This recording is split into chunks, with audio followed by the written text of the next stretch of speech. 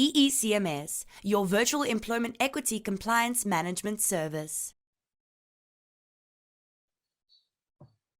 Okay, everyone is muted again. Again, as mentioned, thank you everyone for joining this morning. My name is Pieter du Toit from a company called EECMS, a company specializing in employment equity and ensuring that all our clients are in compliance with employment equity legislation, not only via on-site meetings and or visits, but through our virtual offices throughout South Africa. The training session starting off today with information and training on the summary of the Employment Equity Act, number 55 of 1998, as well as the amended Act and the regulations. Okay, so let's start. Purpose of the Act. The purpose of the Act is to achieve equity in the workplace by promoting equal opportunity and fair treatment in the employment through the elimination of unfair discrimination. It's also to implement affirmative action measures to redress the disadvantages in employment of designated groups. Ladies and gents, when we are talking about achieving equity in the workplace, what does that mean?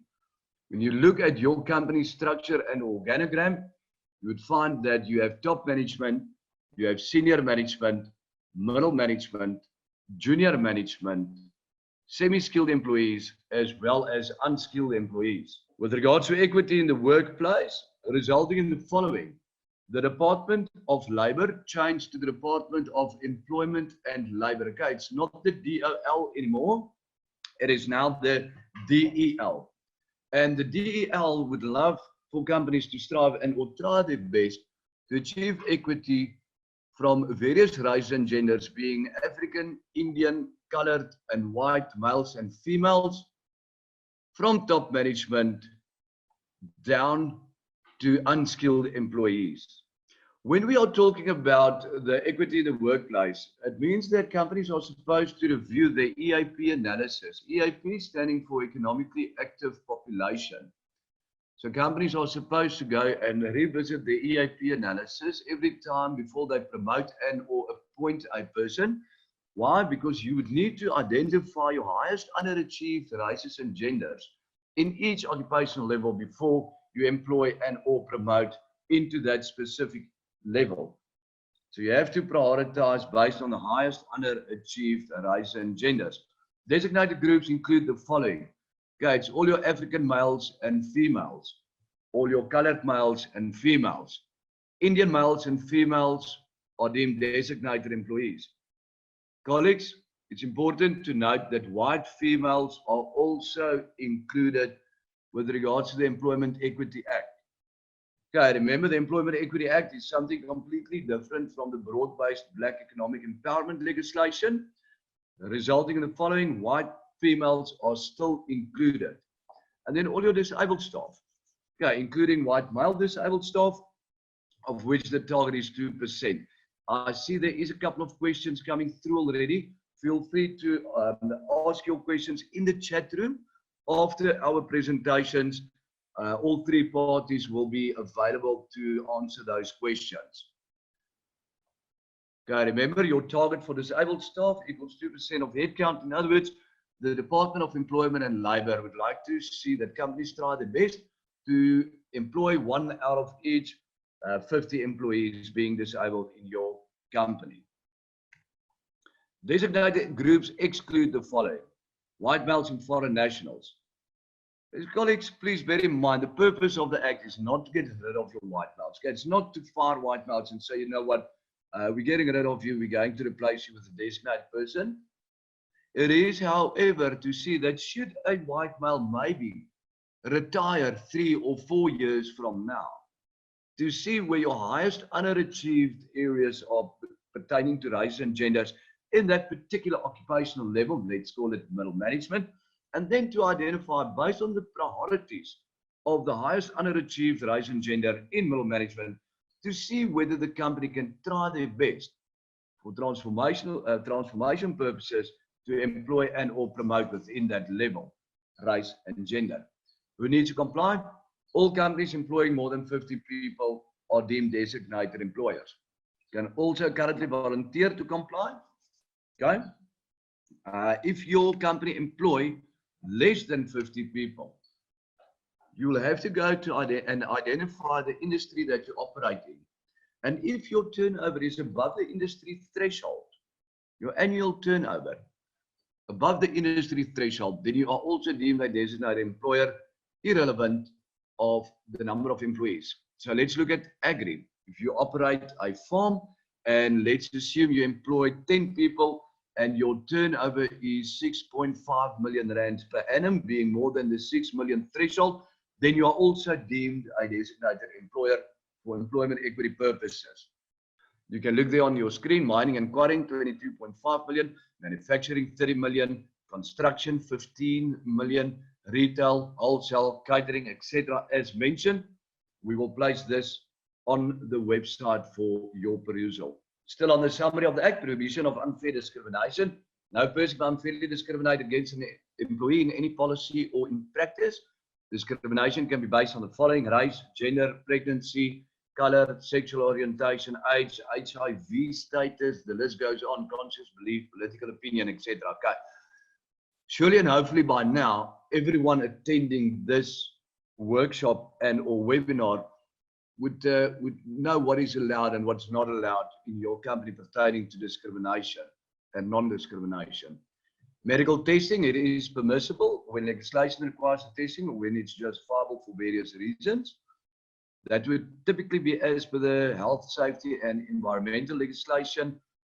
In other words, when you work underground in a mine, you get a red card, lung capacity tests, etc., etc. Okay, that would be allowed. HIV testing, on the other hand, is completely prohibited. Okay, unless it's determined to be justifiable by the labor court. Typically, if you look at your medical industry, nurses, people working in ICU departments, etc., they could be deemed that the employer and or institution could request them to regularly undergo HIV testing. So how does it work? Labor inspectors, you have the Department of Employment and Labor, you have the Minister of Labor, Toelaas and Correctie, and then you also have the Director General. And how does it work? The Director General appoints hundreds of inspectors. Those inspectors go out and they visit entities, they visit companies to see whether companies are in compliance with the legislation. Okay, then they have either undertaken to comply or they can give a company a compliance order, meaning, you know what, whatsoever we found non-compliance with, you will have a time frame and you will then have to adhere to whatsoever the non-compliance issues were. Review by the Director General. Director General may conduct a review to determine whether the employer is within compliance of the Act. Okay, on this slide, bottom line is the Director General and his inspectors have the authority to visit your company and basically request any information pertaining to employment equity, and they are even allowed to some of your companies, some of the delegates, might have been involved in DG reviews and investigations.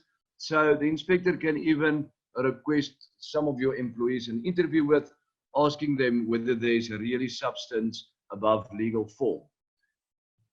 The Labour Court then has the power to make appropriate orders, award compensation or impose penalties for section 16 and 17, 19, 20, etc. I will get to what those penalties and or sections mean.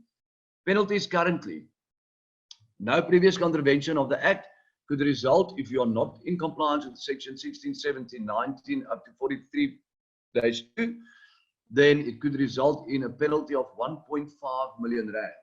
If your company also does not comply with section 20, 21, 23 or 44B, it could result in an additional 1.5 million rand or 2% of turnover. So about 2 years ago, there were 21 companies that actually budgeted for penalties. Some of them were JSE listed entities, others were major corporates. Bob's your uncle, 3 million rand, let's write a check, thank you very much. And it's the end of the story. Ladies and gents, colleagues, no, it's not. If your company won previous contravention in respect of the same provision, they could be back, they meaning the inspectors and the Department of Employment and Labor and the Labour Court, giving your company another, after you paid the 3 million rand penalty, another 1.8 million plus 1.8 million or 4% of turnover. So let's write another check of 3.6 million. The DEL can be back. An additional 2.1 plus 2.1. And come back. An additional 2.4 plus 2.4. And lastly, 2.7 plus 2.7 or 10% of turnover. In other words, the highest value of, the greater of. Let's look at what the sections are. Section 13 of the Act. Designate employers. You will have to implement affirmative action measures for designated groups. To achieve equity, you have to consult with employees as per Section 16, and that's basically your EE committee. I will get to that just now. Also, when you conduct an EAP analysis, you will need to consult with your committee and the relevant stakeholders, as well as when you prepare your employment equity plan. Section 15. The company, you need to implement affirmative action measures intended to ensure that suitably qualified employees from designated groups have equal opportunity and are equitably represented, ladies and gents, on all the occupational levels. You have to review your current scenario with regards to your workforce in each occupational level and determine what your stand is in terms of the EAP targets, determine your under and or overrepresented races and genders in each level, and then prioritize before you promote and or employ. Section 16 and 17 of the Act, you will have to take reasonable steps to consult with representatives of employees representing the diverse interests of the workforce when you do your EAP analysis and your HR policies and when you prepare your plan. Colleagues, something that I do not have in this presentation, if you maybe can make a note of the following.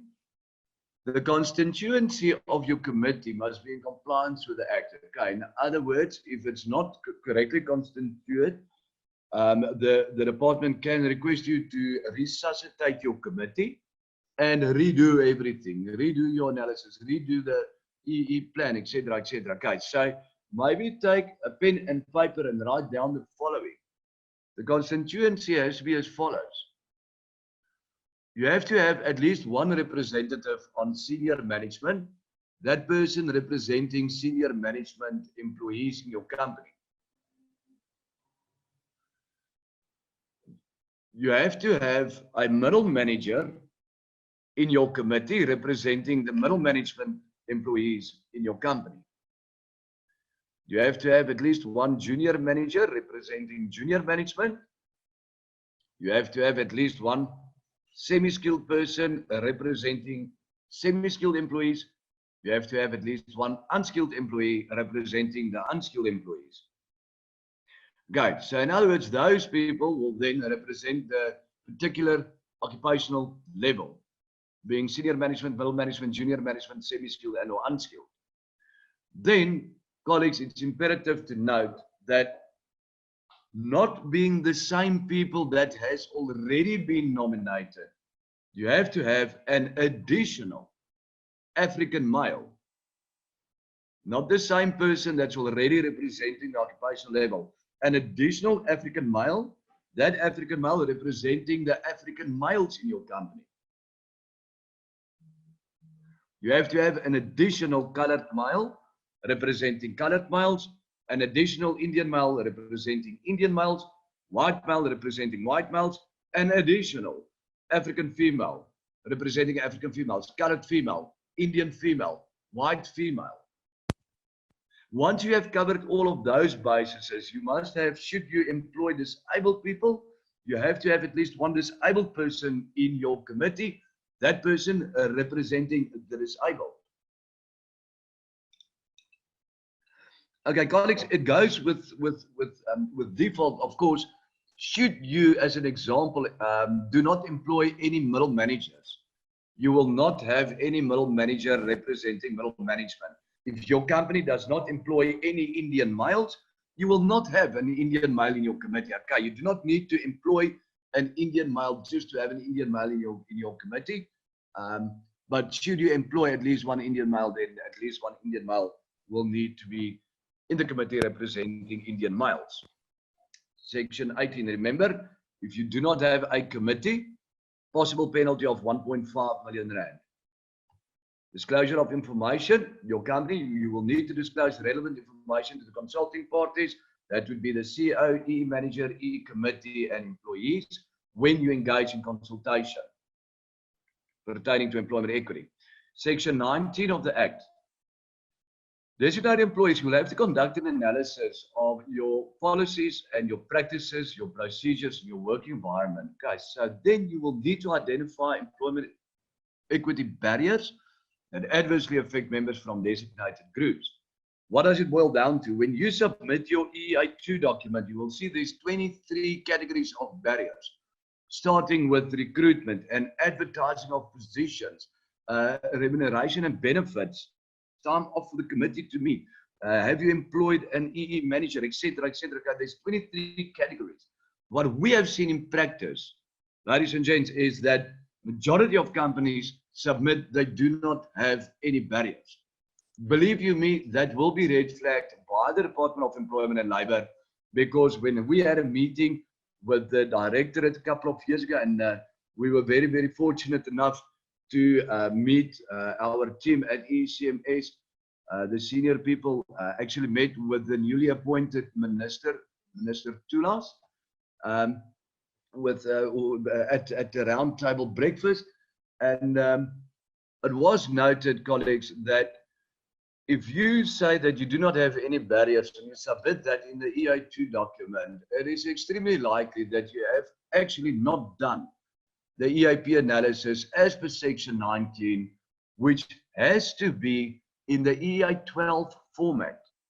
Okay, if you revisit the regulations that was gazetted 1 August 2014, you will find the template there of the EI12.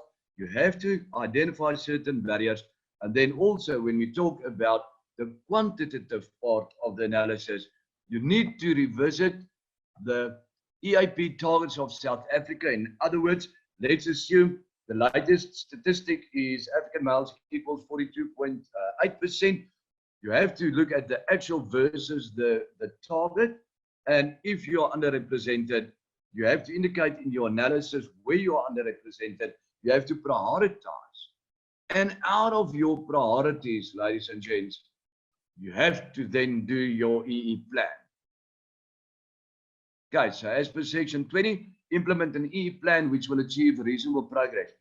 I just want to mention something. When we look at your EIP analysis as per section 19, ladies and gents, it's imperative to note the following.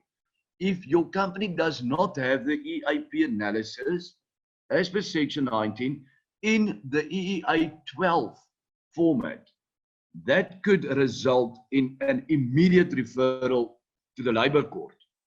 And the same goes for your EE plan. If you do not have an EE plan, it could result in an immediate referral to the Labour Court, 1.5 million rand penalty. And the same goes for section 21, where every year you have to submit your EI2 and EI4 reports. Usually the Department of Employment and Labour, not usually only, but as per legislation online, it opens the 1st of October every year and it closes the 15th of January the following year. Please ensure, if you are deemed designated, that you are in compliance and that you submit your reports to the Department of Employment and Labour. Anything from the 1st of October 2020 to the 15th of January 2021. Please, colleagues, do not wait until the 12th or 13th or 14th of January next year. Please submit it as soon as possible. Only for listed entities, if you are listed on the JSE, then you will need to publish a summary of your report required by section 21 in your annual financial report. In other words, your workforce will need to indicate that in your annual financial report. Section 23. Designated employers, please, before the end of your current plan, you have to start to prepare a new plan. In other words, let's assume that EECMS has a plan, an employment equity plan, and this plan will expire the 30th of June this year, 30 June 2020. Ladies and gents, 1 July 2020, you have to have your new plan in place. please do not default. Also, when you do your submissions and you input your EE plan dates, when it ends the 30th of June and we submit, let's say 1 October this year, we will indicate our new plan starts 1 July this year. I've seen there's a couple of questions pertaining to the new legislation, or the, let's call it the draft regulations then. Just to answer the question there, yes, the Act will be amended. I had a discussion with the Directorate 2 days ago. The belief there is still that the Act will be amended. The time frame that the Department of Employment and Labour has at this point in time is the 30th of September 2020. I cannot guarantee that it will change by then, especially now with the outbreak of the COVID-19. But the Directorate of the Department is still on par that, according to him, it will be changed and or amended and gazetted before the 30th of September. Okay, that's a discussion for another day, but I mean, a couple of big changes. Companies employing less than 50 people will then be deemed non-designated. So in other words, the turnover thresholds, we believe, might fall away. Okay, companies will need to redo an employment equity plan because companies will now be benchmarked according to sectoral targets in conjunction with EAP targets. Okay, that's a discussion for another day. We will keep you posted. I will resend another meeting request, and then we will have a discussion of the draft amendment. However, I personally don't think it's going to happen this year, but according to the Directorate, everything is still on par, and he believes it will still be gazetted before the 30th of September. Section 24 of the legislation. You have to appoint an employment equity manager. It has to be a senior management person in the company. If you do not have an EE manager, you have to have a formal appointment letter. It could result in a possible 1.5 million rand penalty. Colleagues, maybe make a note of the following. It's extremely important. Your EE manager, number one, and this must be stipulated in the EE manager appointment letter. It has to stipulate the following. Number one, the duly appointed EE manager is a senior management person in the company. Number two, the EE manager reports directly to the CEO.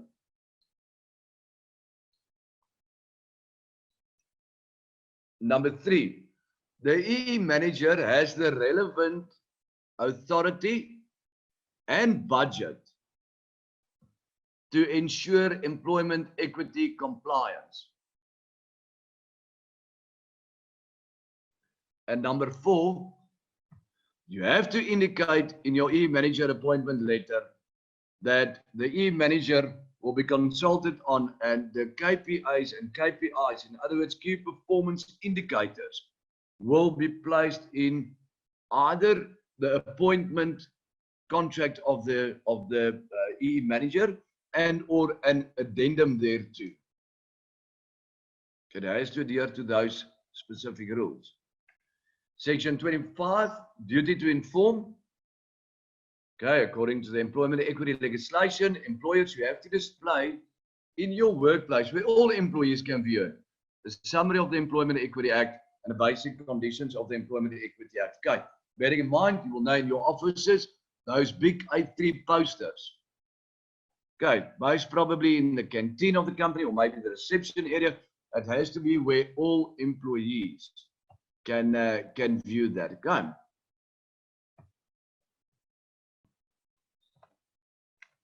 Section 26, duty to keep records. Okay, for at least 5 years, colleagues, please retain the records in hard copy of all your employment equity proceedings. Bearing in mind your EA2, your EA4, your EE plan, your analysis, your meeting minutes, your agendas, your registers, etc., etc. Okay, it has to be in hard copy for at least 5 years. And then to close off with section 43 and 44. Should a company undergo a director general review and or investigation or inspection, you will need to ensure that please keep to the time frames If the Department of Employment and Labour gives you the document stating that you have 60 days to comply with the Act and change certain things, please do not overgo that time frame. If the time frame is, let's assume, the 30th of April 2020, and you default the 31st, the 1st of May, your company will be referred to the Labour Court, and the inspector will say, sorry, it's now in a legal process. We cannot do anything about it now.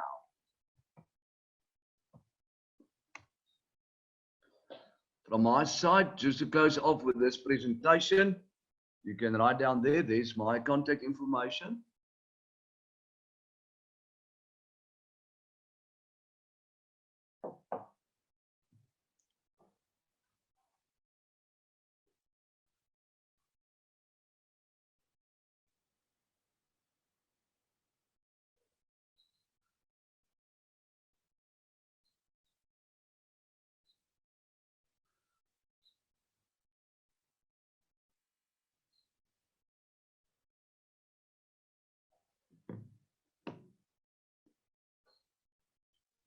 I'm just admitting another couple of people.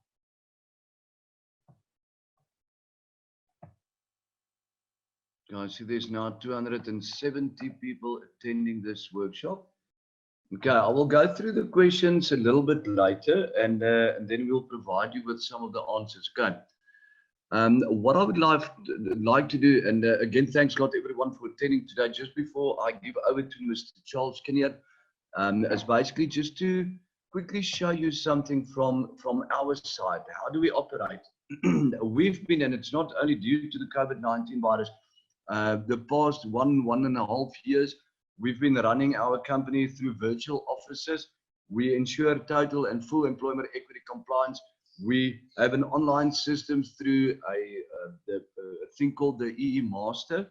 And I just want to show you just our picture, just so that you can see how we operate and how we ensure that our clients are still in total and full EE compliance without even visiting you on site. We facilitate training sessions like this. You have your EE committee. The license we bought through Zoom, we can entertain up to 300 delegates at any point in time. We facilitate off-site meetings to all our clients.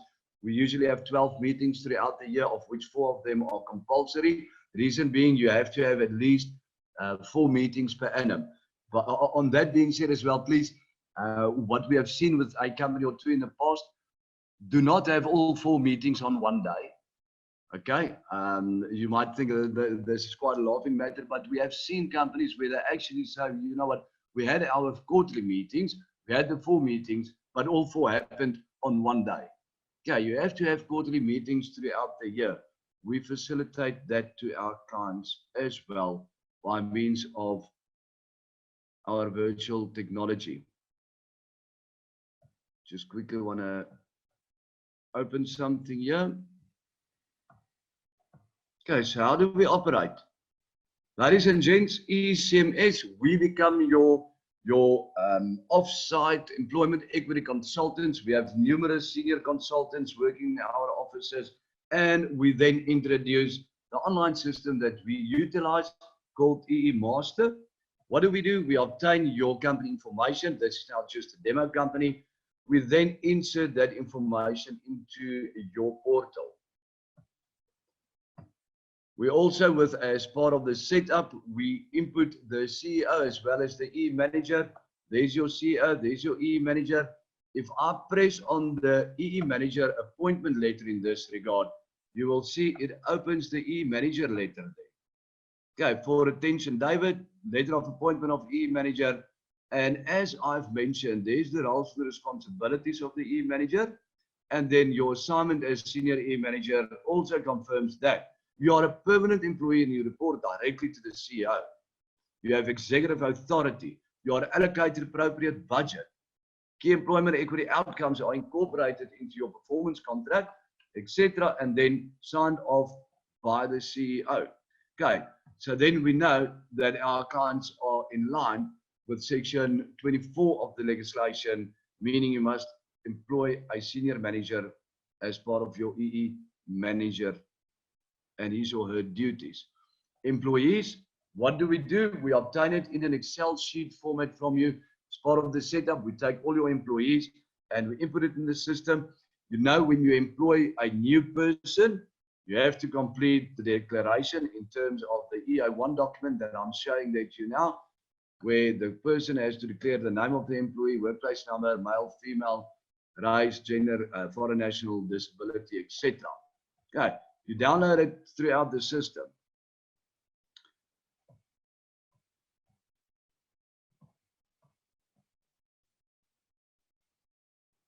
Okay, just quickly want to go then back.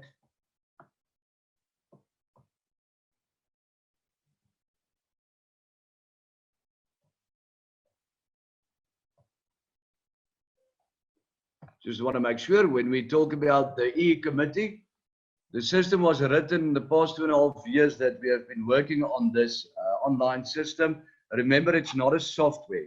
It's a system that we hand over to you, and from the day of handover, when you employ someone, you add an employee. When you terminate someone, you terminate, and it will then give you the prompts of date of termination, reason for termination, etc., etc.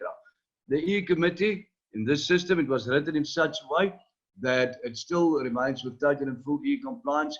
You know that I mentioned as for section 16 and 17, you have to have people from relevant occupational levels, and then of course race and genders. In demo company, you will see we already split your senior, your middle, your junior management, etc. Once you appoint or assign someone, it will take it out of the relevant employees here, because there you have your additional African male, colored male, etc., etc. Once you assign someone, immediately it will give you the appointment letter. So I'm just clicking on this person, and there it will say letter of appointment of E committee representative, great pleasure, etc. And then you will be representing whom? The unskilled. And you are an unskilled person, African male, etc., with the roles and responsibilities of that person. I'm not going to go through everything. If I go to workforce profiles, ladies and gents, when you look at workforce profiles, you can backdate anything. It will show for demo company. Currently, this company employed 1,314 people. But of course, if you go and you want to see how did we look 2014, immediately it will show 85. Okay, so it's written from the 1st of, or you can backdate it from the 1st of January 1900. E-Master is already written 40 years in advance pertaining to dates. You can, of course, look the same or verify the same for your disabled employees. When you look at recruitments, you can say anytime from this date to that date, let's say the past 3 years. When you say calculate recruitments, it will show you in the past 3 years, and whatsoever date you inputted, it will show you the number of people that you recruited in which levels, races, and genders. The same goes for the number of people that were promoted, terminated, and received skills. What I'd love to show you here, remember I mentioned every time before you employ and or terminate, promote a person, colleagues, you have to revisit your current EAP analysis. And through this system, we can see there's your latest EAP targets, EECMS. We have super user access.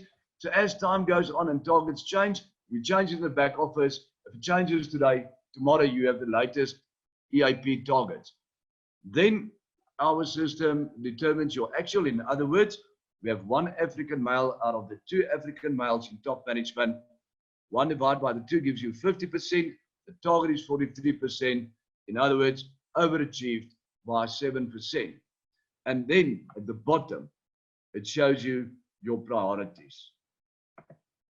In other words, should we employ a top manager for demo company, our priority 1 would be a colored male. But now we can go further and say, but listen, let's look at the what if. What if we employ 1 colored male?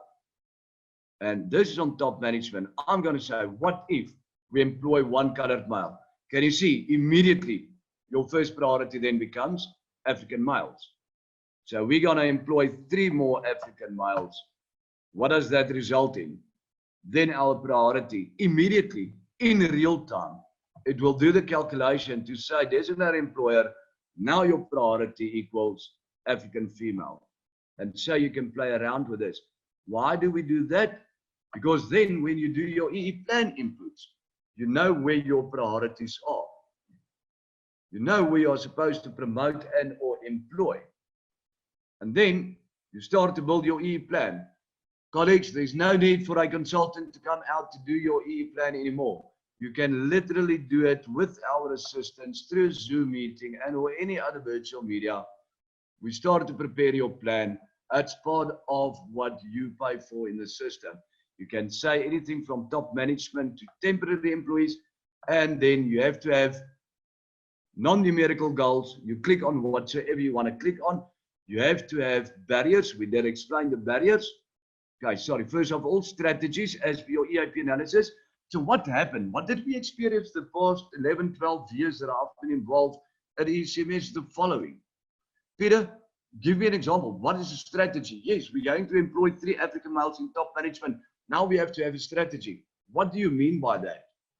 Ladies and gents, not the end of the world. When you open, you will see numerous examples. When you click on something, it will pull through to your EIP analysis.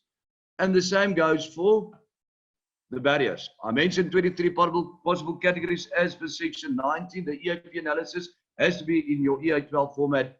I'm not going to waste a lot of your time anymore. When you go through this, there's hundreds of examples. You can also add your own. As I go down, there's hundreds and hundreds and hundreds of examples there. And whatsoever you click on, it will then pull through to your EI12. When you open your EI12, you will see there, maybe your question would have been earlier, Peter, what do you mean the EI12 format? Ladies and gents, this is the format it has to be in BE. Whatsoever you clicked on, it pulls through. Whatsoever barriers you clicked on, it pulls through. You don't need to go and type it out again. It's immediately and in real time. There is your EI12. When it comes to the calculations, we endeavor to appoint, promote, terminate, whatsoever, not the end of the world. It pulls through. It does the calculations for you already. Okay, it pulls through the stats, etc. The same goes for your EE plan in the format of the EI13. Whatsoever you clicked on and EECMS assists you with this, it pulls through to your EE plan. Everything is there, 100%. It underwent 62 DG reviews the past year or so. All of them we passed. It pulls through your dates of your plan. We endeavor to appoint 1 African female. We endeavor to appoint 2 white females. We endeavor, etc.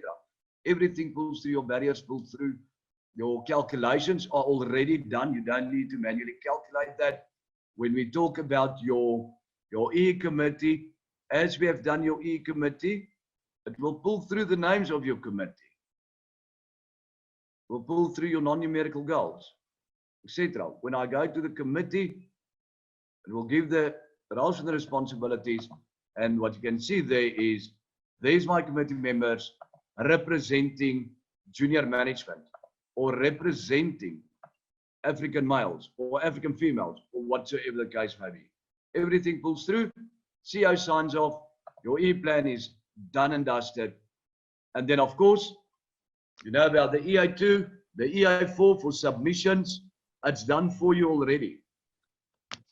Because when you employ someone or you terminate or you promote or whatsoever the case may be, it pulls through in real time your EI2 and EI4 submissions. EI4, of course, with the latest amended Act 8th of August 2019, and then a vertical gap analysis will then also be given for your company. Vertical gap between the highest and lowest paid employees, and it also then determines what the vertical gap was for that particular year. Okay, of course, you can add your own users, you can manage profile, you can add numerous, I think up to 100 additional users that you can add on here. If you don't want to manage the system on your own, you maybe have another HR manager, and that person can then also receive a user. that user will not receive the ability to look at the remuneration and or salaries, but the main user will. And then, of course, we introduced the two-factor authentication.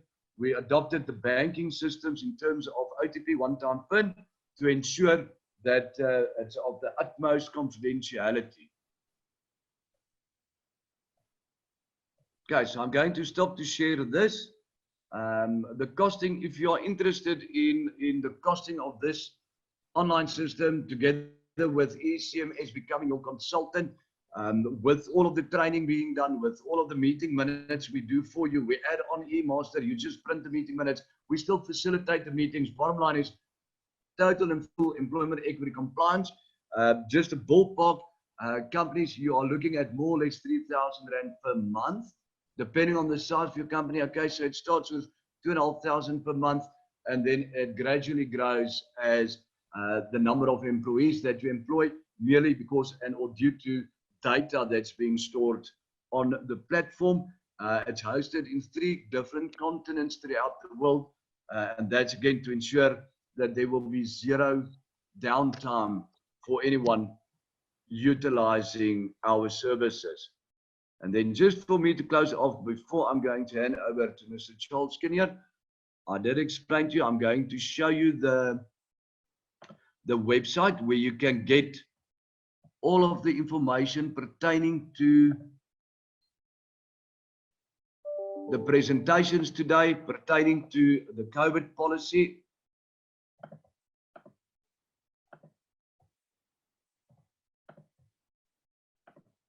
Okay, if everyone can please just maybe write down this website address. Employment Equity News.co.za.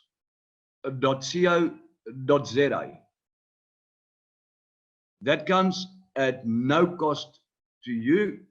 The latest employment equity news. There's a COVID policy. Please click on read more. If you say read more, please download the policy and you will receive the following document. You can save as, and then of course just input your company information.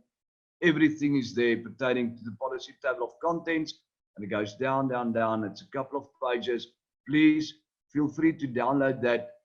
Feel free to implement it at your company. It has been approved by numerous individuals that actually worked on this COVID-19 policy the past week or so. And then of course, request your employees to sign off that they actually declare that he or she was informed on the policy, and declare that he or she fully understands the contents and also agree to comply with the provisions of this policy. Also bear in mind, our website address is www.eecms.co.za.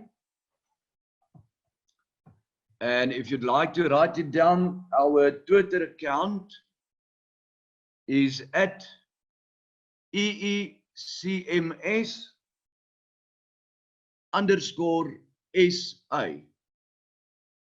At EECMS_SA. Please, if you have any further questions, which we're not going to answer maybe today, feel free, go onto our Twitter account, go onto or pop me an email. My email address cp@eecms.co.za. Then I want you just to close off with, I want to show you the following, and then I'm done with my things for today. If you can please also, I'm sharing the screen again, maybe write down the following address. It's EE Masterclass. So it's www.eemasterclass.co.za. What is this? This is the platform where you can enroll students and or employees and or yourselves, where you can visit certain things, where you pay a certain amount per course that you attend to. The amount is being paid, you receive the course, it's open to whosoever the employee is. The employee does the training, and then there's an exam. The employee writes the exam. After the exam has been written, that person will receive a certificate, and of course that certificate counts towards informal training for the broad-based Black Economic Empowerment legislation. It counts for informal training since it's not accredited as yet. We are busy with an academy where we will be accredited soon. This will result in informal training. I'm going to show you the video. It's just about a minute, and then I will hand over to Mr. Charles Kinnear.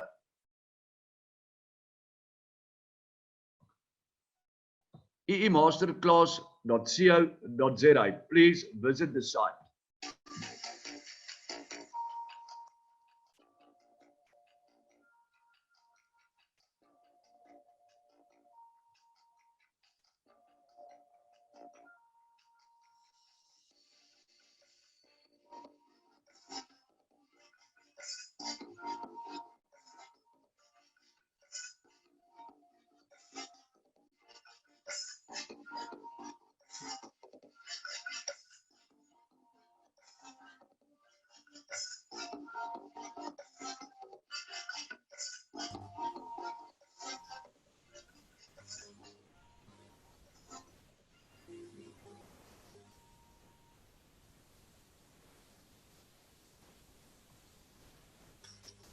Okay, colleagues, I see there's a couple of questions that came through.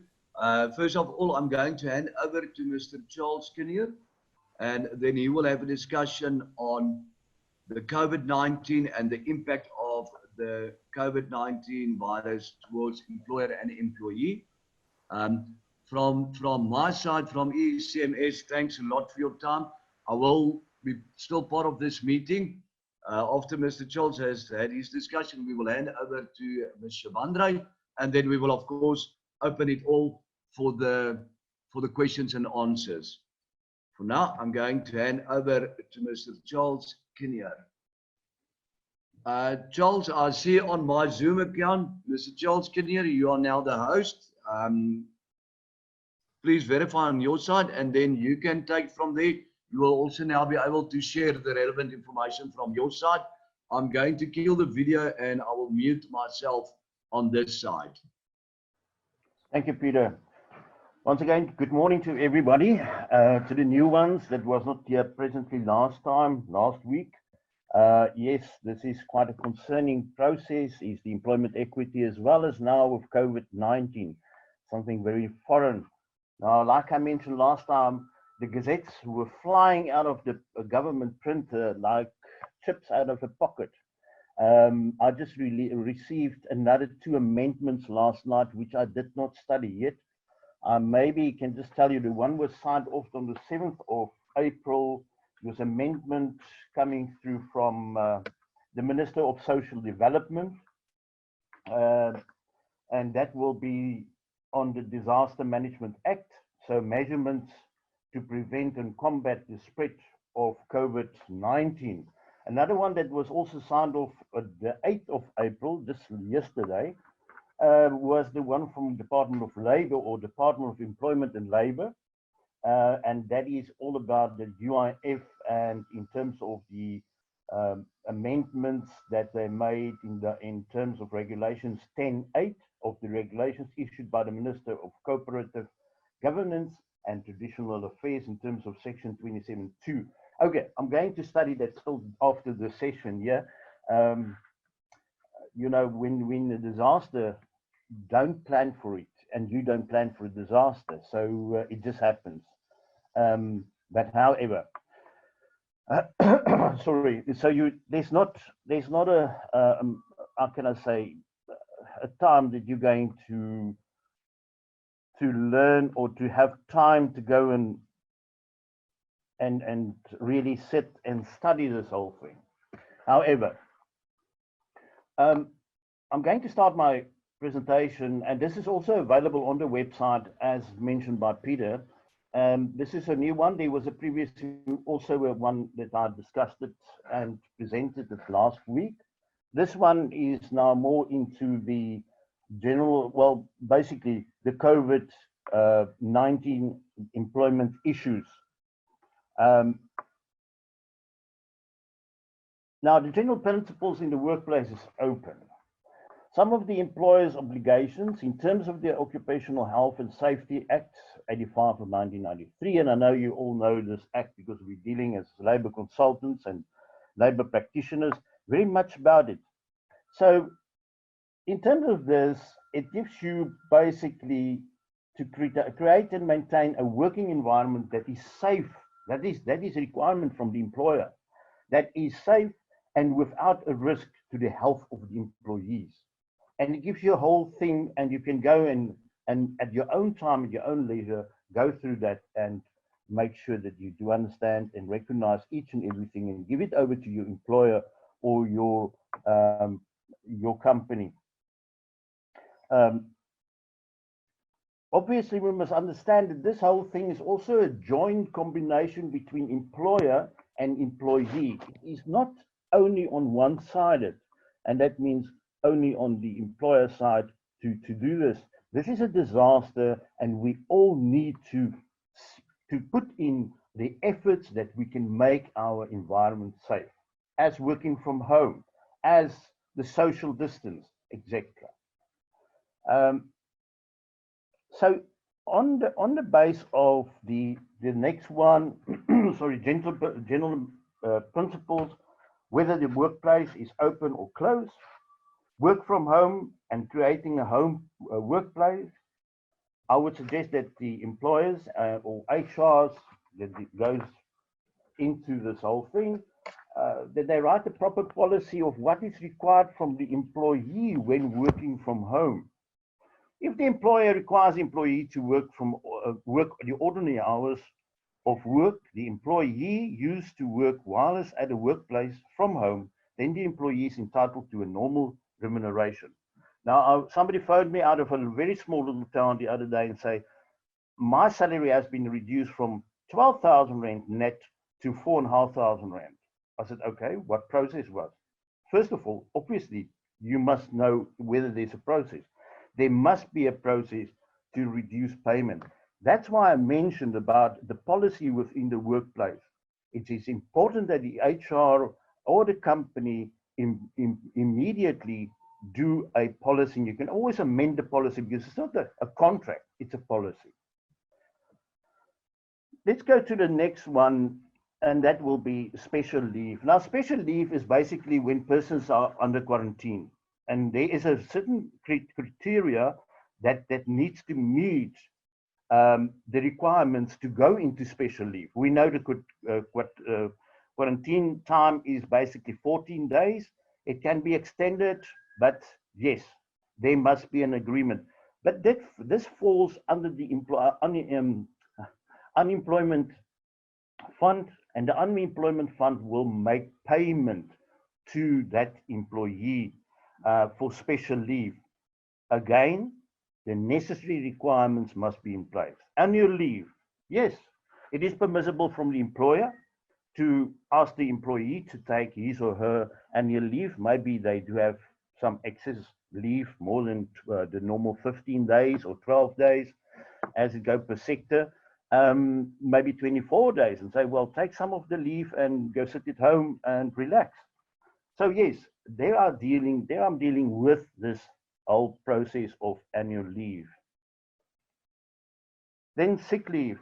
Obviously, sick leave in terms of Section 22 of the Basic Conditions of Employment, the sick leave cycle means the period of 36 or 30 months, employment with the same employer immediately following employees' commencement of employment. Yes, I know about the 4 months, and you all know about the 4 months. That's every 28 days, there's 1 day sick leave, etc.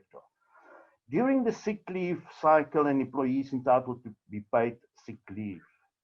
Now, what happens if that sick leave has been exhausted? Obviously, the Act did not cater for COVID-19. So it might be a discretionary agreement between the employer and the employee, or, sorry, I cannot pay you for this. You have to apply for UIF under ill benefits.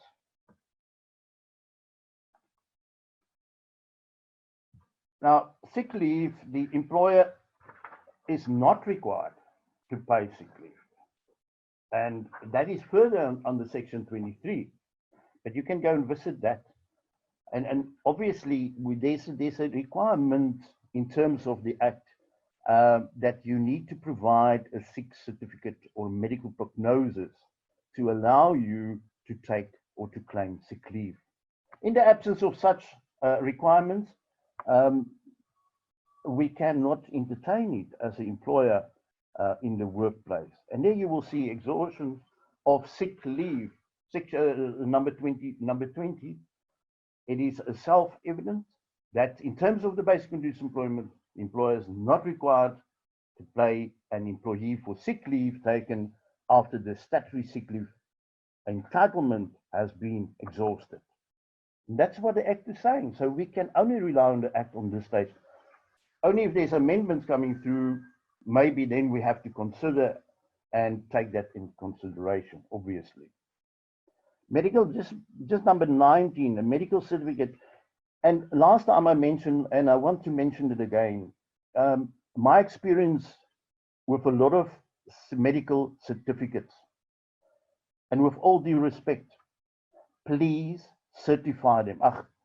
Please go and check them out. Make sure this is a legitimate medical certificate. There are so many bogus certificates running around in this country. Well, I cannot tell you. I know some companies are listing some of the medical practitioners on a letterhead and with an induction to say, we're not accepting these medical certificates. I had a case in the CCMA the other day, and the CCMA was in agreement with me.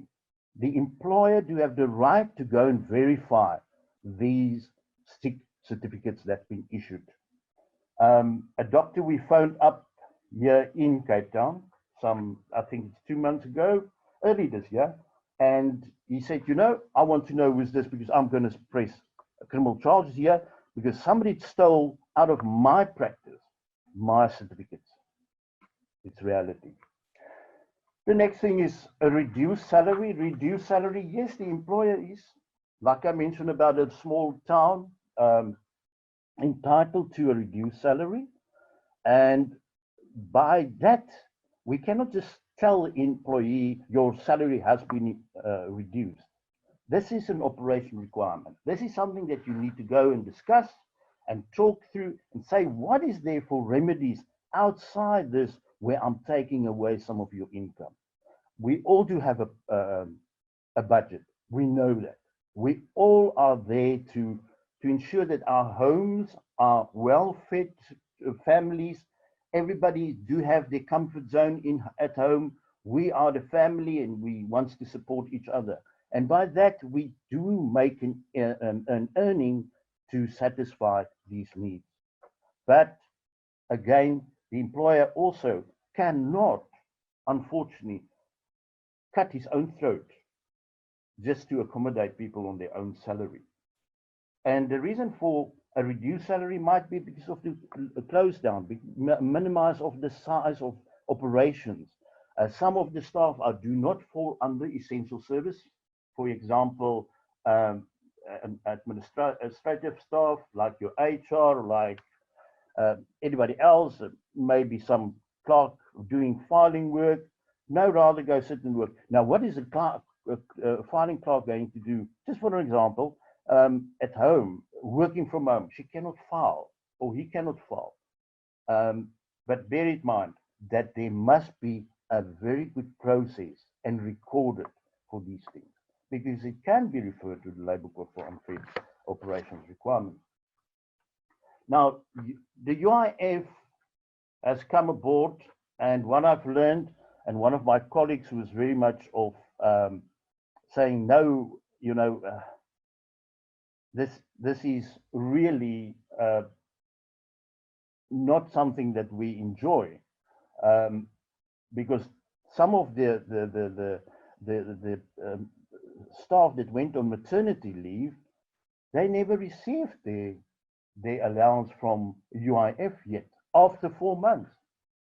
Yes, I know that's a reality, but from what I've heard, and it was not confirmed with me, I'm using here basically public media, like your newspapers, etc., and some other colleagues that experienced this, saying that no, the unemployment fund was very active and they're really paying out.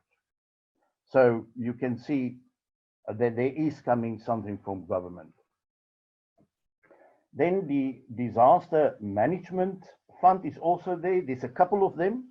That's a disaster management fund that you can enjoy, that you can apply for in this COVID virus pandemic.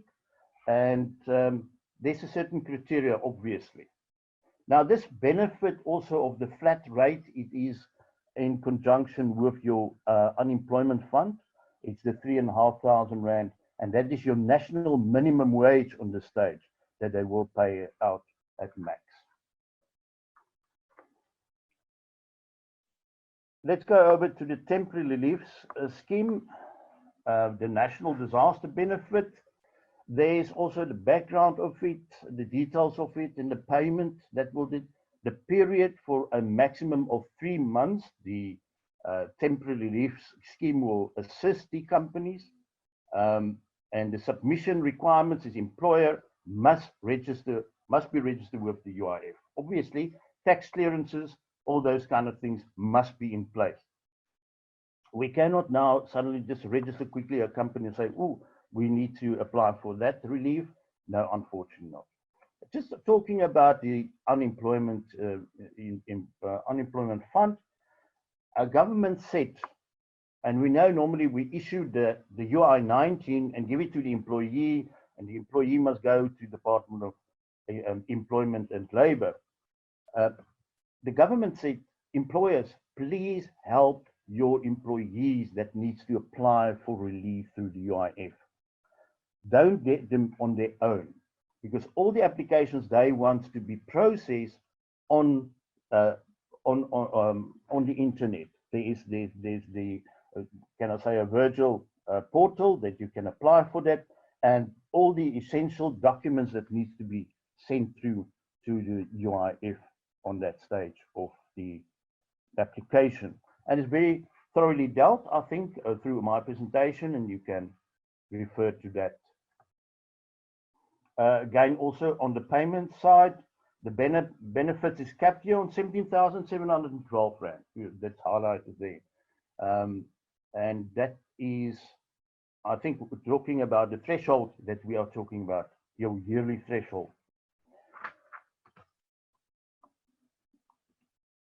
And then other considerations, periods of lockdown.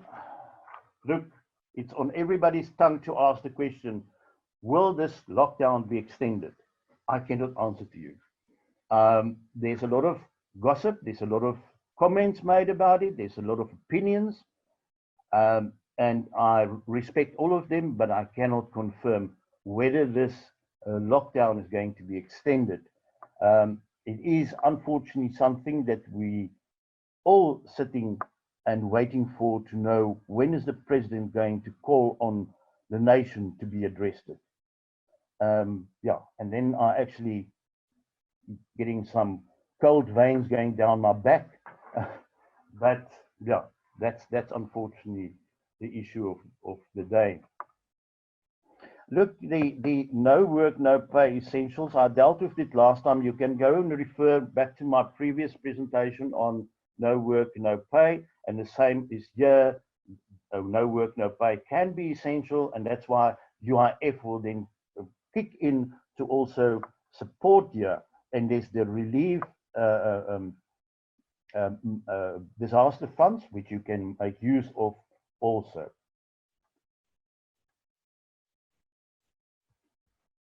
Now, the past week, since Monday, I was a bit unupdated with the amount of applications to do hearings via Skype, Zoom, or Microsoft Teams.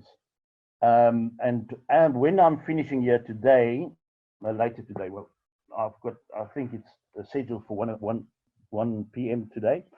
I'll start with my first hearing that I will conclude it maybe this afternoon, or if need to be postponed to a next date to have its part heard. However, yes, it's very common that our high courts are doing Skype judgment or hearings.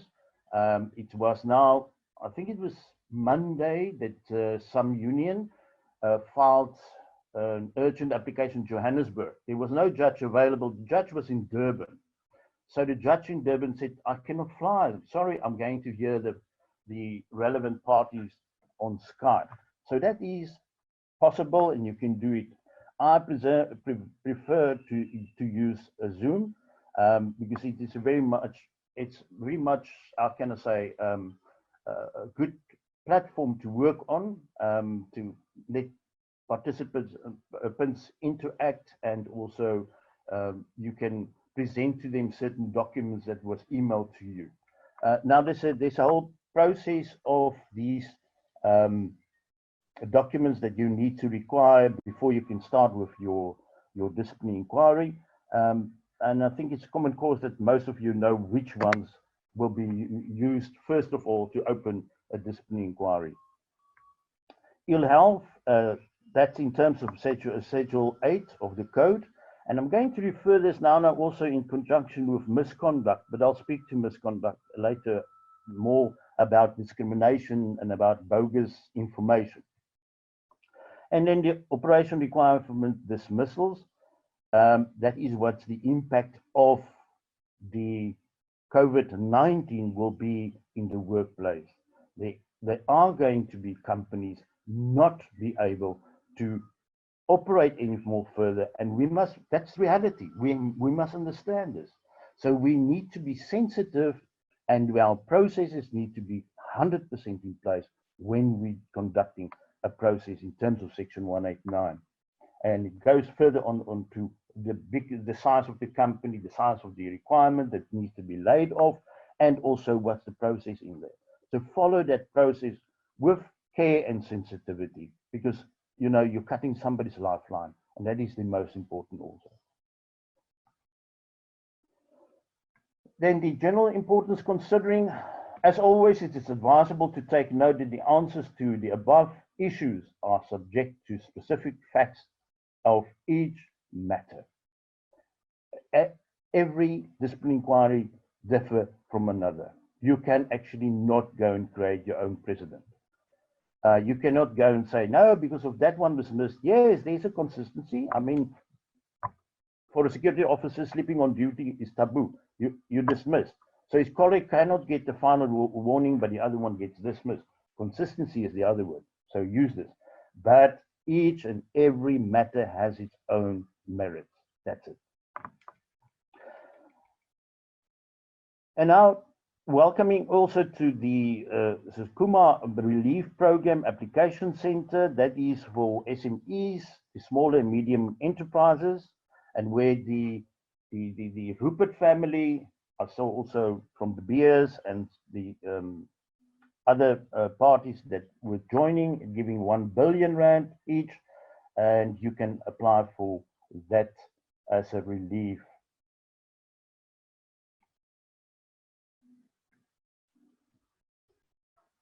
I'm not going to deal so much on closed corporations. You can go in yourself, because that is all about relief and the loan that they and the repayables. Obviously, they will give you a formal application form, and they will also give you what is the rules and regulations, the terms and conditions of that loan. So it needs to be paid back again. The documents required, here it is, all of them. Set out what you require to submit to make a very good application. So please do not try and hide something. Be open with it. Get your accountant involved. Get all the parties that's involved in your company to do this application properly, so that you understand what documents is required, and that you see that you do have a profile of evidence when you make your application. That is my contact details. You're more than welcome to send me emails. If you require any gazettes, you're welcome also to send me. I will, with love, send it over to you. Don't ask me questions about employment equity. That's not my forte. I will just forward it to Pieter, and they can deal with that. We basically are only facilitating in the process of human resource, litigations, and also advice, training. We do a lot of training we were planning to do a COIDA training because of the amendments in the changes of websites, and there's the one supplier that was taken away where you register your claims and all that. But anyway, hopefully it will later this year will come alight, and we will discuss it again and then invite you maybe to some training sessions. But we can accommodate with our association around the country, in KwaZulu-Natal, in Gauteng, Dion Lois in Gauteng, as well as here in Cape Town, Western Cape, up until so far as PE.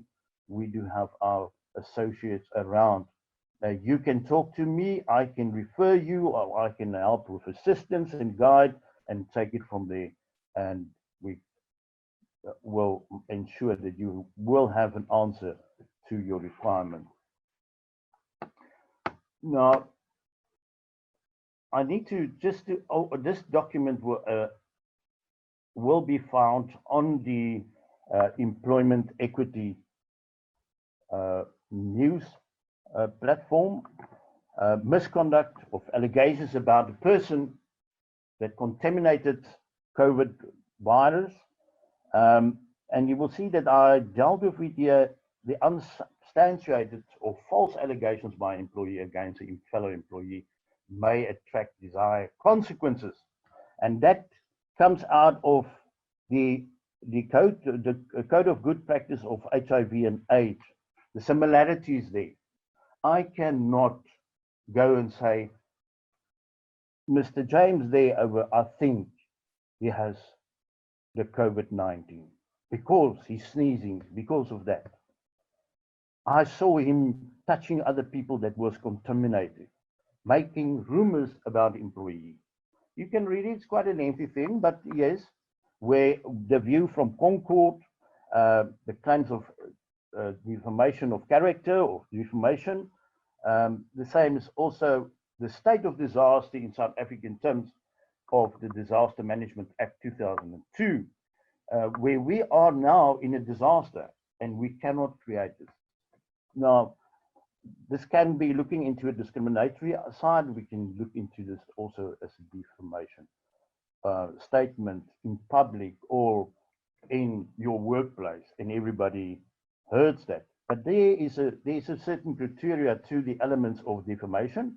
It is the wrongful, intentional publication of defamatory statement concerning an individual. The other one I want to share with you also is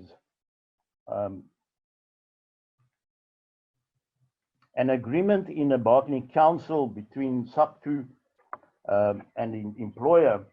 And I gave it the heading, give employees some respite during the national lockdown by employers and trade unions working together in this COVID-19 period. And they followed through some interesting ways of paying the employees and who's responsible for what payment. Week 1, week 2, week 3, week 4, and you will see it goes so far as week 6. And all these bargaining councils can go into negotiations with the employer and organized labor and say, okay, let's see how we can work this whole thing out. That's an interesting article for you to read, and also some thought on the way forward, maybe when you're dealing with your unions. It is important that we do get where there's unions in the workplace, get them involved when staff do have a problem in this time of disaster. You know, I like to hear from the third speaker about what's happening really out there. I'm sitting here, I'm hearing from my employers, my clients, what are they suffering or what are they experiencing? And yes, it is sometimes you're worried about it. I had a call yesterday of a big company saying, you know, I caught 10 of my staff drinking on the premises, and I went ice cold because that's actually now a criminal event. And I said, well, suspend him because now obviously the trust relationship is gone and we must schedule a hearing. And what you want to do outside the hearing, it's nothing to do with me, but it's shocking to know that people's taking such liberty to, you know, to go and drink in a workplace. I mean, I don't think it is really well to do so. You know, I'm scared about already the employment, people losing their jobs, and now they're making something like this as if it's a joke, and drink on duty. I mean, no. You know, are we taking really responsibility in disaster? So from my side, yes, thank you very much, and I will entertain the questions later. If I can, I will respond to you on the chat room. Anyhow, I'm going to give it over to the third speaker, and first, Pieter, maybe you can just come in here so that you can just introduce the third speaker again and put her in as a host, or the way you want to go forward.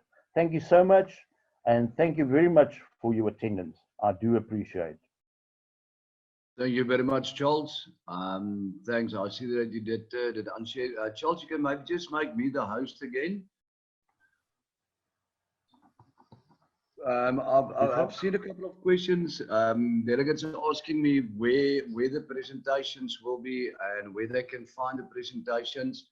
Remember, colleagues, as mentioned, please visit www.employmentequitynews.co.za.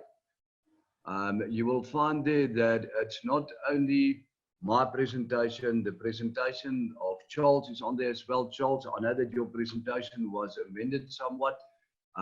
We kept your previous presentation on the meeting we had the 30th of March. To all the delegates here, the presentation of Charles about a week and a half or so ago was loaded onto Employment Equity News. His new and latest presentation is on there as well. EECMS, our presentation is on there as well. The COVID policy is on there as well. There's numerous information, not only about what's happening today and or happened the 30th of March, but also additional legislations that Charles mailed to us. We placed everything on www.employmentequitynews.co.za.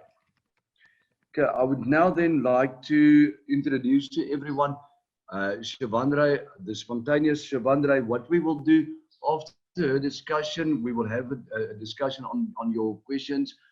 We will provide you with answers as far as we can. If we do not answer anything, colleagues, please, I see that there's still more than 200 and something, 217 delegates still attending. If you have any questions that we do not answer today, you have Charles's email address, you have my email address, pop us an email, we will attend to everything. I'm going to hand over to the spontaneous Shavandre, as mentioned. Shavandre is a qualified nurse practitioner, being for the past 8 years. She's one of the 2 nursing specialists in South Africa. She has a master's degree in wound healing and tissue repair from the Cardiff University of Wales. Shavandre, after your speech, and thanks a lot for joining in a very, very short notice. I know we had our meeting about 10 o'clock last night. Thank you very much for joining in this short notice. What I'll do is I'm going to make you the host after you are done. Please just maybe stay within the meeting. If there's a couple of questions from the delegates that you might be able to answer, you are more than welcome. And then, of course, introduce yourself, give your company profile, give your contact details as well. And I will now make you the host. I will unmute you, and I'm making you the host as we are speaking. Shavandre, thanks a lot. Thank you. Good afternoon, Pieter. Thank you. Good afternoon to everybody else. Once again, thank you so much for this opportunity. I'm Sister Shavandre van der Merwe. I'm an advanced wound care specialist practicing in the Pretoria area. And the purpose of my speech is just basically to give you a little bit of feedback of what's really happening in the outside world. We are dealing with patients and we're dealing with a very serious situation, and I think you guys stuck in lockdown don't really get the full picture of what's going on. So it's a little bit off from the employment equity side, but it's just a little bit of a reality check for you. So can everybody see the screen? We're good. Sorry. Thank you, Shavandra. Yes, we can see. I see all the questions coming, all the answers. Yes, yes, yes. We can all see. Thanks a lot. Great, thank you. All right, so let's get started. If we just quickly look at the facts of what's going on. And we know that on the 31st of December in 2019, the World Health Organization declared a national pandemic, national and international. On the 26th of March 2020, we had a national lockdown in which that day we had 243 infected cases. On the 2nd of April, the NICD updated that one symptom is more than enough to get a test for COVID-19, where previously we needed to have 3 or more symptoms to get a testing. We've also learned that asymptomatic cases, so these are patients who do not present with any symptoms, have a 21-day incubation period, and that temperature monitoring may not be as effective as we all thought it may be. So there's been quite a variance in when a patient presents with a temperature, whether they will be positive for COVID-19 or not. The reason for this being patients with chronic inflammatory conditions usually tend to have a higher temperature than the average person out there. So not all patients that have high temperatures would usually be COVID positive. We also looked at the infection rates this morning. That was 1,845 confirmed cases with an increase of 96 over the past 48 hours. Our death toll has also risen to 8. What is a little bit shocking about these statistics is that this is not the beginning nor the end of our death toll rising. Now that we've learned that our asymptomatic cases can actually be asymptomatic for 21 days before they actually test positive for the test if they do go for it, we will have a lot of tests that's not necessarily accounted to COVID-19, but can be due to COVID-19.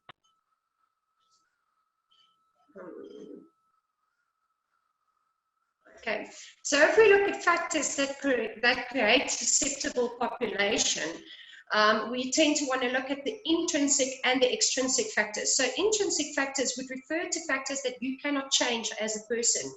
These would include, and this is just a short list, it does go on with many, many more things, but just to mainly name the highest points for you, it's our diabetic patient population, obesity or malnourished patients, our immunosuppressed patient group, any patient with chronic inflammatory conditions. This includes conditions like rheumatoid arthritis, patients with open chronic wounds or open acute wounds, as we know that COVID spreads through body fluids, and this also includes blood and urine, any form of underlying infection or inflammation, and then of course our elderly patient group and our newborn patient group is extremely susceptible due to poor immune response. If we look at our extrinsic factors, we have our religion and cultural aspects, which then turns out to say that patients don't want to come for vaccines. So once there is a vaccination available, people will not want to come for it due to cultural differences, which may increase or lead to further spread of the condition at the moment. Our economical status, patients will not necessarily have funding to attend to essential services or hospitals or doctors. Occupations like our nursing group and our first line responders, we are extremely exposed. We go home at night, go home to our families and our children, and then they carry it out to the school areas and other workplaces. Our social behavior, we just heard, as Charles said, you know, we're having people that's drinking while they're on duty. We have a lot of people that's taking the lockdown extremely lightly, still running in the roads, walking together in groups, not respecting social distancing, which really causes a big problem for us. Our poor physical hygiene, people neglecting to wash their hands or to use alcohol scrubs, and then of course our access to care. We've heard this morning over the news that one of the hospitals in KwaZulu-Natal has closed down. They have a quite high infection rate. I think they're just under the 500. Loss of one hospital is quite a lot of service that we're losing in an area that really needs it very much. And then, of course, our availability of care. Once the hospital is full, you will not be able to attend anymore. So if there's no more ventilators available, then you're kind of left in your own mercy. If we look at our populated concerns, which is quite important, then I would like to refer you to the Maslow hierarchy. So this is a hierarchy that clearly identifies the needs of human population and what we need to do. So firstly, we have our physiological needs, which is we need to make sure we have access to air, water, food, shelter, sleep, clothing, and all of those stuff. Secondly, we have our safety needs, which includes our personal security, employment, resources, health, and property.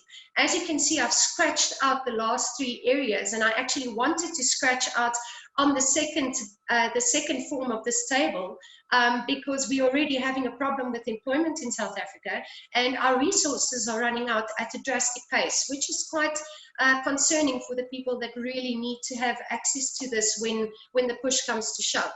Our healthcare system is also overloaded, not just with new COVID cases presenting, but with patients with existing conditions.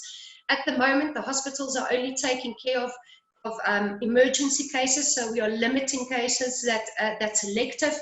That means that's been pre-booked beforehand, and this is where we start looking at our patients with, example, cardiac problems, or our diabetic patient group that actually needs to have a constant follow-up to ensure that they remain healthy and viable. Factors that create a further problem in our population is that now that we are all on lockdown, our home incidences are actually increasing. So this means that children are at home, they're not going to school. We will find that you have your child running around, they sustain a burn wound at home, or abrasion, or a laceration, or a cut, and you cannot necessarily put your child or your brother or sister in the car and take them to the emergency units, because these units are limited for visitation. And how are you going to handle that? How are we actually going to create a system where if you do have an accident at home, how are you going to manage this? So what we do at 4 Wounds is we are a wound care provider. We will then be able to help you and assist you during any accident that's done at home or caused at home, where we can then help you telephonically with a telephonic consultation, get some stock to you, guide you in how to manage this to prevent that you don't get further infection or suppress the immune system in any way by sustaining a secondary infection and make you more susceptible to getting COVID. Feedback from some of the patients that I've had in our hospital area and in our outpatient area, patients tend to say that they're scared, they have a big fear for the unknown, they're not sure how prepared the hospitals and the outpatient clinics are for this virus. They cannot have any visitors at the moment, they're restricted to their room area, so they're also in lockdown. They're susceptible to COVID due to underlying conditions, and they become extremely depressed. Depression is a very, very big problem that increases the secretion of cortisol in the body, and cortisol causes inflammation, which then makes you more susceptible to the virus. A lot of our outpatients are quite scared because they're susceptible because of their traveling. So we like to limit the traveling of our patients as far as possible. We would rather go out and do a home visit where we know that we don't have COVID positive patients out there, or we would then advise them to come in certain time slots into the clinic so that they can get a full multidisciplinary overlook from all sides of the medical team. Sorry guys, this is just a quick overview for you, for those of you who are using protective clothing at home, how to correctly apply it and remove it. It doesn't help you are using facial masks and you are touching the mask on the inside and the outside. That's physically just contaminating the mask. You can make yourself ill. So please be sure, I know you guys are not using caps and boots at home, but make sure that you clean your hands first. apply an apron if you're going to work with anybody in your house. Some of you have frail people at home that you're taking care of. And then apply your mask to your face by only touching the strings of the mask or putting the elastic band around the ear. Do not touch the mask itself. And then you can apply your gloves. It is not advised to use alcohol hand spray over your gloves. The gloves are permeable, so it breaks down the barrier of the gloves, so then you can actually have an organism that's penetrating, so that would not be wise. And remember, for every time that you sanitize, at least between every 3 sanitation, you need to do a proper hand wash of at least 60 seconds with soap and water. It's not necessary that you need to use an antimicrobial soap. A normal soap is effective as long as you use it for 60 seconds or longer. This is just an illustration for you of how long the particles actually remain in the air. You can see there that this timer has went up to 20 minutes. The red little dots that you're seeing is actually particles of COVID in the air that's hanging around. And if you walk into any room, shopping mall, shopping center, you will know that you'll most definitely be able to contract that disease. So please be safe, wear your mask, and take care of yourself. It's quite urgent that we all need to realize that we are heading into a big storm. Even though our numbers are coming down, it's not the end of it. So thank you very much. Thank you for your time. Pieter, I'm going to make you host again. Okay, everyone, thank you very much. What I'm going to do, Shavandra, thanks a lot for that brilliant presentation. Charles, thanks a lot to you. What I'm going to do, I'm just see that everyone is muted. Shavandra, did you make me the host again there on your side? I'm struggling a little bit. Sorry, my internet connection is... Maybe just go to the top right and, or you know what, I will see if I can.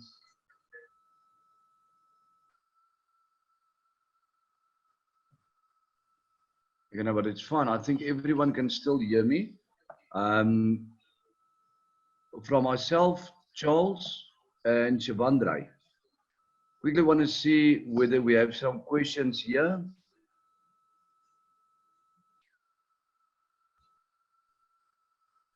Shavandra, if you can just please also email me your presentation, then I will also place that on employmentequitynews.co.za, because I'm sure there's a couple of delegates. Please ensure that your contact details are on there as well, so that if someone maybe has a question or two, that they can either email you or contact you on your cell phone. Okay. Thank you. Just want to see, I'm just quickly going through the chat room here. Okay, let's have a look.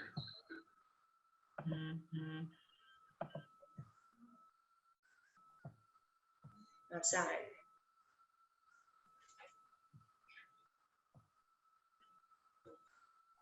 Okay, I've got a question here from Advocate Nathan. Advocate Nathan Williams, thanks a lot for this question. When will the new EE amendments come into effect with regards to certificate of compliance?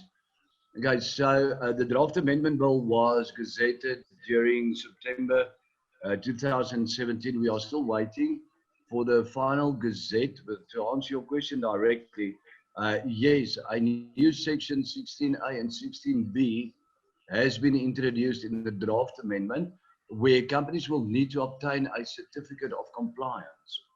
Okay, if you are a designated employer, you will have to have a section 16A certificate. If you are non-designated, you will need to have a section 16B certificate indicating that your company are not deemed designated. Okay, when I had the discussion with the directorate at the Department of Employment and Labour 2 days ago, I asked him, his name is Robert Nzombere. I said, Robert, you know what, please talk to me, what's your feeling about this? And it seems as if the Department of Employment and Labour will actually immediately deregister companies employing less than 50 people. Okay, that has not been gazetted as yet. The belief system from our side and the department would be at the latest 30th of September this year.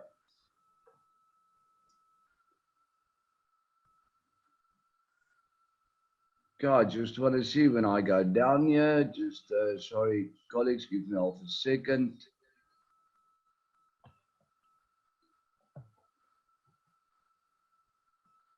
What size company does this apply to? I received from Jonathan. Jonathan, what size of company does it apply to as we are speaking at this point in time? Should you employ more than 50 people, you are deemed a designated employer. But also, should you employ less than 50 people, you will need to revisit your annual financial turnover in the industry you're operating to identify whether you, as I've mentioned, you might be in the agri industry with a turnover of more than 6 million, but only employing 5 people for that matter, then your company will still be deemed a designated employer. In a DG review, can the inspector insist that you increase your EE targets? I received this from Kevin. Well, yeah. You know what, colleagues? What we have seen in practice, yes, the inspector can tell you, but listen, based on your priorities, your unachieved race and genders, why did you employ a specific race and gender instead of your highest priority? Yes, they can ask the question. However, can the inspector insist that you increase a specific race or gender? No, because what I want to see what's going to happen towards submissions 2020. I believe the majority of our current clients will not achieve the goals and or targets due to a lot of reasons, not only the economic circumstances, etc., but with the COVID-19, I mean, Mr. Kinnear mentioned, Charles said, you know what, the number of people that will lose their jobs, I mean, you read in the newspapers on a daily basis and or social media for that matter. The number of people already losing their jobs. You might even experience it either as an employee and or as an employer. So no, the inspector cannot insist on anything pertaining to your E plan. They can, however, give a recommendation, but please bear in mind, Kevin, if you promise something in your DG review pertaining to your employment equity plan, and you do not adhere to that, and you do not have substantial evidence and or corroborative evidence on why you did not achieve it, that could result in a referral to the Labour Court. I hope it answers your question. If it does not, please pop me an email. Then I have a question here from Anthony. What's the email address to get to the slides? Okay. The slides, everything will be, as mentioned again, on www.employmentequitynews.co.za. Please just give EECMS a couple of hours to place Shivandra's slides on there as well. So I've got a question here. So in a company where Labour is representing the majority of employees, do we still need to have all these categories reflected in the E committee? Okay, so Chava, if I do understand your question correct, in a company where Labour is representing the majority of employees, remember one thing, as per section 197 and 198 of the Labour Relations legislation, if you have a Labour broker and you employ the Labour broker's employees in your company for more than 3 months, it is deemed your employee and not that of the Labour broker. I've had numerous sessions on these where companies and delegates and people say, Peter, no, it cannot be. Believe you me, and please revisit the Labour Relations Act. Should you employ people in your company from a Labour brokerage firm, and that person is in your employ and or on a contract for more than 3 months, it is deemed your employee for employment equity purposes and not that of the Labour broker. Does all this apply to a company with 7 employees with a turnover of 7 million rand per annum? Estelle, thanks a lot for your question. Remember one thing again, you need to identify the industry that you operate in. Okay. If it is more than 6 million rand with 7 employees, and you operate in the agri industry, then yes, you need to comply. However, if you look at the industry thresholds, construction is 15 million, that's 15 million. Should you employ 7 employees, you fall into the construction industry, and your turnover is less than 15 million, then no, you don't need to comply. You are not deemed a designated employer. Should you visit our website, it will detail there of who are deemed designated and who are deemed non-designated. Again, please visit www.eecms.co.za. That stands for Employment Equity Compliance Management Services.co.za. Define a disabled person. Example, does it have to be a physical disabled, etc.? Please elaborate. Thank you very much, Reza, for your question there. Yeah, look, if we have a discussion on what is deemed disabled pertaining to the employment equity legislation, I can keep you busy for just about 6 hours. Bottom line, the definition is it's a long-term and or recurring physical and or mental impairment that makes that an employee and or a new appointment cannot be introduced into the market and or be promoted as an able person. Okay, the definition of a disabled person is 23 pages long. If you need more information on that, please pop me an email at cp@eecms.co.za. I will then be able to mail you the definition on that. And as mentioned, it's an extremely broad definition, but maybe to answer the question more directly, a lot of times people think disabled person is someone in a wheelchair. Okay. The loss of a limb, hearing problems, sight, if you have problems with your sight, wearing glasses, no, that's not deemed disabled for employment equity. Okay, wearing glasses to do your and perform your work, it's not deemed a disabled for employment equity purposes and the submissions thereof. Mental impairments could be, it's not bipolar, it's maybe if it's an extreme form of bipolar, then that could be a discussion point. But when you talk about mental disability,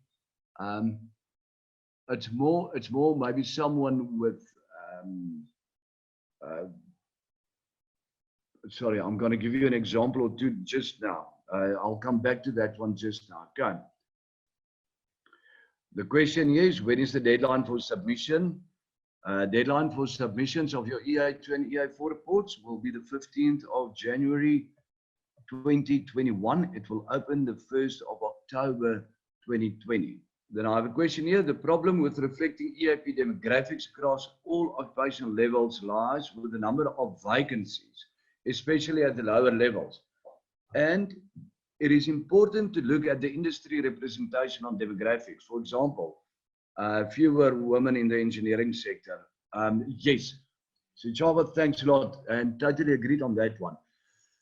Remember one thing, when we are talking about EIP demographics across all the occupational levels, okay, so how does a DG review work?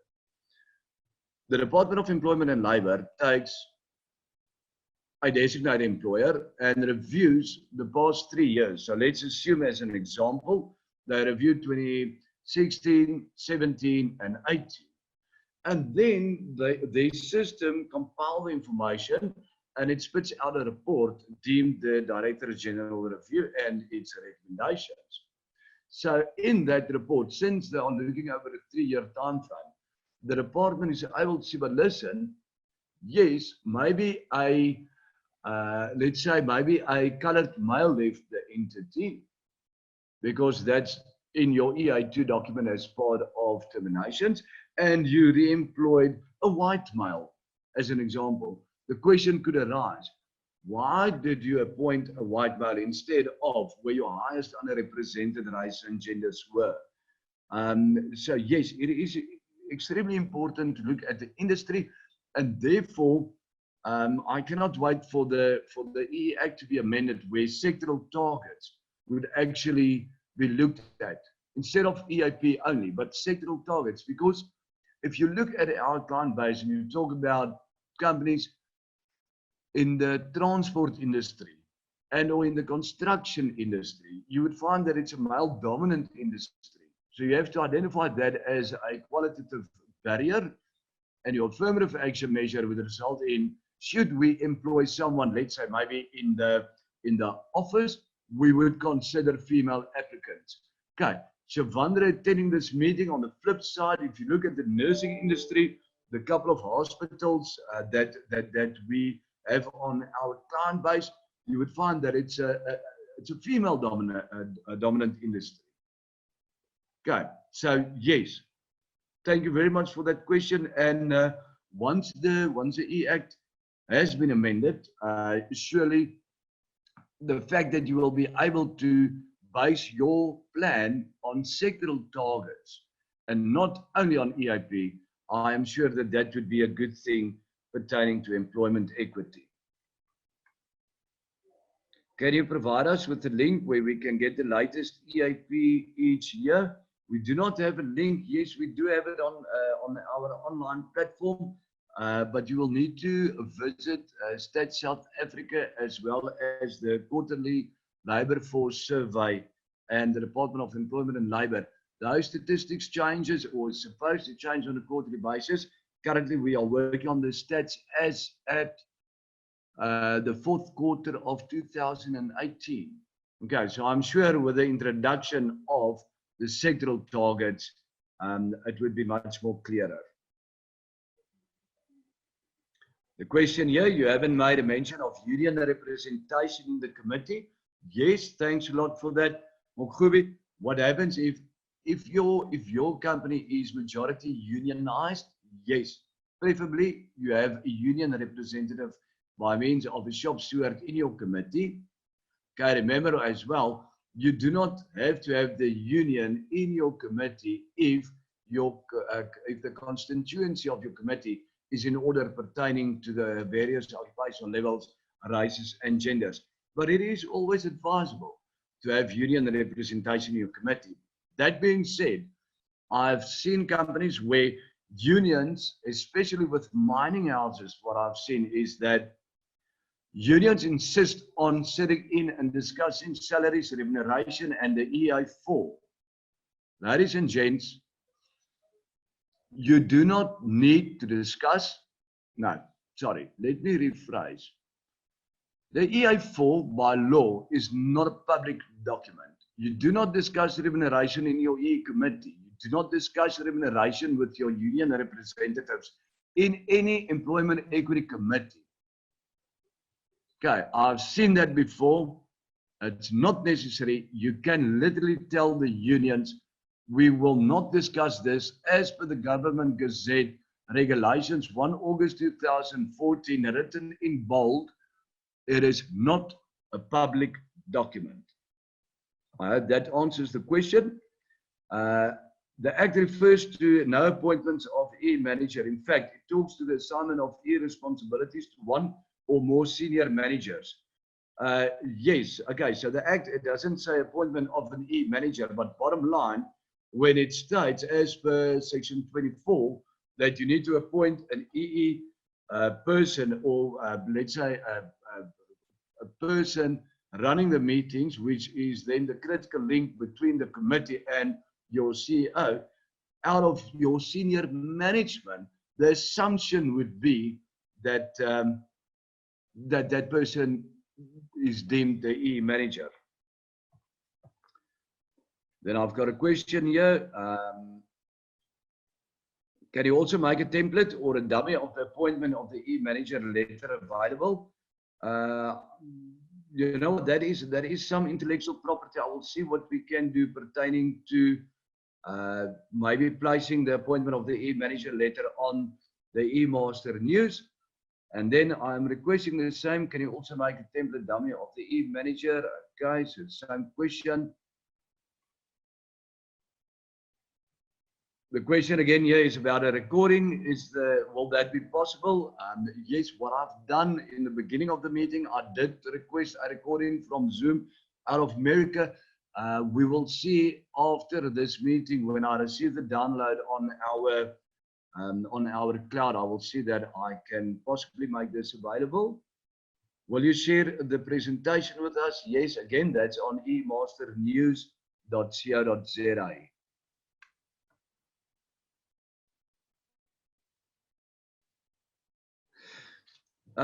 Is there an awareness in the senior echelons of the DL of the challenges presented by an extremely poor education system on the achievement of the goals of employment equity? 25 years ago, I fear that this process is largely bureaucratic with the frustration of very little progress.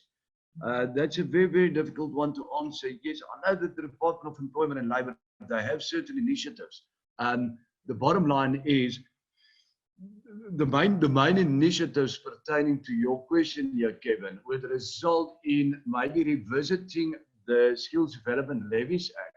When you compile your workplace skills plan, where you can say, you know what, how can we as a company take our workplace skills plan and annual training report and see what budget we have to try our best to invest with current employees with regards to training, to maybe be promoted within the company instead of that employee leaving your entity.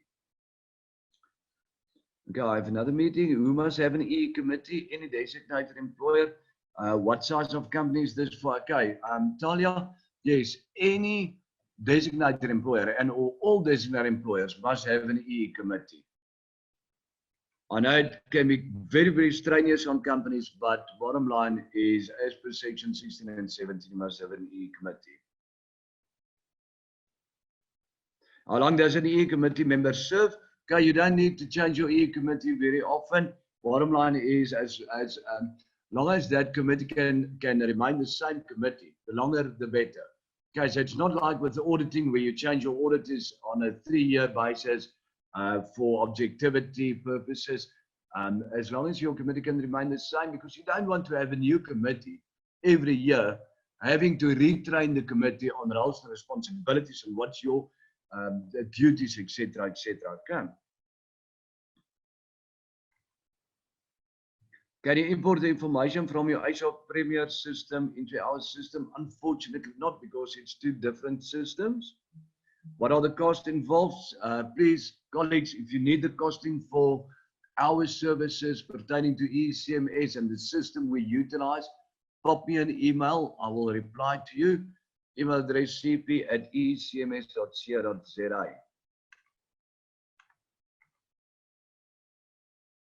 I'm just going through some of the other questions because, Charles, I believe there might be a couple of questions to you and Shivandre.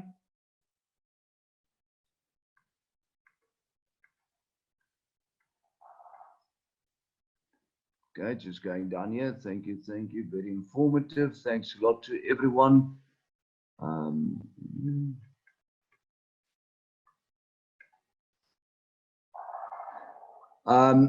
I have a question here. Okay, Peter, will this also be posted on YouTube? Yes, once I receive the video and I just quickly go through it and let our developing team work on the video and the graphics. Yes, I'm sure we will place it onto YouTube, and I will email everyone as well. Shivandre, a question here from Lydia. I believe this might maybe be pertaining to you, Lydia. If you are still in the meeting, you can maybe unmute yourself and just ask Shivandre. Shivandre, the question here: the doctors refuse to come back or give feedback. Lydia, if you can maybe elaborate to Shivandre on that.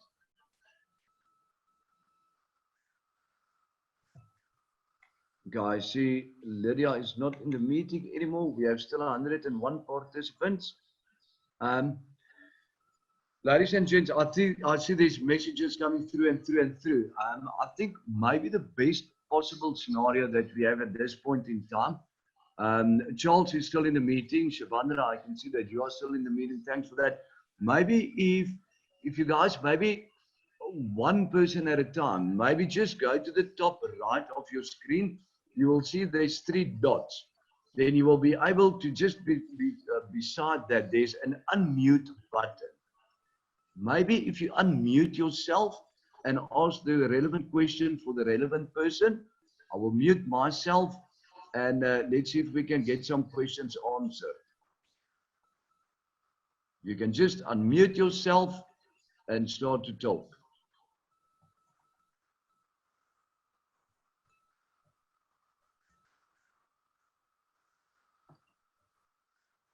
Any questions, anyone? You can just unmute yourself.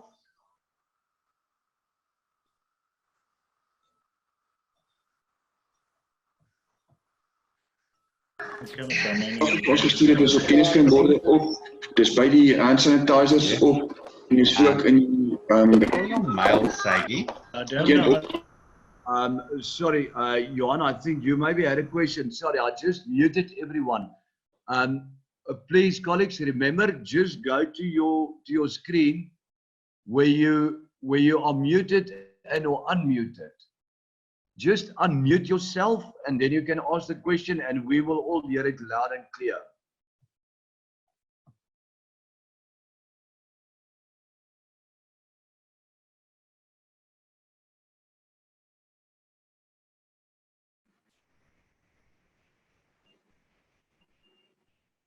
Is there anyone having a question? Just unmute yourself and then you can ask your question. Peter, can you hear me? I can hear loud and clear. Okay. My question, you mentioned earlier on about the percentage of your workforce that should be disabled. What was that percentage? That percentage is 2% of your workforce. Okay, I didn't quite hear it then. And then the other question I had was UIF applications. Is the online system working or do you have to go into your local UIF? Charles, I believe that this is maybe a question more relating to you. Melanie, yes, the online system is working. Some of my employers told me that they've had a bit of difficulty submitting some of the documents, but I think the Department of Labour has also attended to the process of the whole thing. So if you do have difficulties, you can email me and I will give you direct contact of the people working on the website that can assist you. Perfect. Thank you. Peter, if I can just maybe come in with the earlier question about doctors not coming back. Now, I'm assuming the scenario will be as follows, and Sister van der Merwe can also maybe come in here and assist us. I know, and I've seen a lot of sick certificates being mentioned, medical condition, and then you have to write a letter to the doctor or the medical practitioner to ask for further particulars in terms of prognosis. I think that might be a misconception of certain medical practitioners not knowing what to do in this COVID virus. May I disclose, may I not disclose? May I interact with the employer on that kind of things? I think there's a lot of misunderstanding still of this whole process, because with HIV and that kind of things, we're not allowed to disclose these conditions. And maybe that is where this question arrived from. Yes, and thanks a lot for that. Charles, maybe you can elaborate on that between you and Shivandra. Yeah, if I can just come in here. With regards to the POPI Act, which is the protection of personal information of our patients, on sick notes, you cannot write down the diagnosis or the condition, so they would give an elaborative condition, for example, flu or lung condition or what. With regards to the COVID disease, still that will not be written down on the sick note or the certificate. That will be reported to the NICD because that needs to be done, that's standard practice. But on the sick note, you will just find that the patient is booked out, and that would be for flu symptoms. And then the doctor will obviously book off the patient for at least 21 days. Thank you very much. I understand that, you know, sometimes to deal with these kind of things, and I think specifically within the workplace, if somebody walked in there that was contaminated with the flu already, and we sent, well, you must go to the doctor now immediately. That's in instruction. I think there's a little bit of gray area still here. I understand the POPI Act, but I think this can supersede a bit of this POPI Act to assist the employer how to manage the workplace. Am I right here with you, Sister van der Merwe? Yes, no, I completely agree. I feel something, especially in a state of a pandemic, we need to be honest and clear about what's happening and who's infected because of the high infection rate. So there's definitely a grey area, I agree. Yeah, you know, it's also the paranoia that we need to eliminate. You know, somebody's coughing. So I was at the labor court the other day, and I met an attorney there, and she said to me, you know, I just had an ordeal. I said, what? She said, and it just before the lockdown. She said, you know, we were standing at a lift, and we want to enter, and here comes out a Chinese lady, and all of us disappear. You know, and it was for me a joke, but I thought, but wow, why so insensitive, you know? And I was laughing about it because it shows you we don't know what to think about people. We just assume, oh, that one because of their nationality, you know. So that is why I touch on the previous publication about discrimination also, defamation of the person's dignity. But yeah, I think the paranoia is very much in the workplace, and everybody is running to some sort of solution or some sort of, you know, I want to know, is this person sick or not? You know, sitting at home and claiming that I've got a lung infection or I've got a problem earlier on in my lifeline, and now I know because of my age I'm going to be affected easier. I cannot work as essential services. I would, in my capacity, I would say, sorry, please go and visit your doctor. Let him give me a prognosis, a directive, what we need to do. What is your severity? I think that is the thing that we need to think about. Not just go numb and say, I'm not disclosing everything. Thank you, Peter. I think Does it answer your on question? a very sensitive area.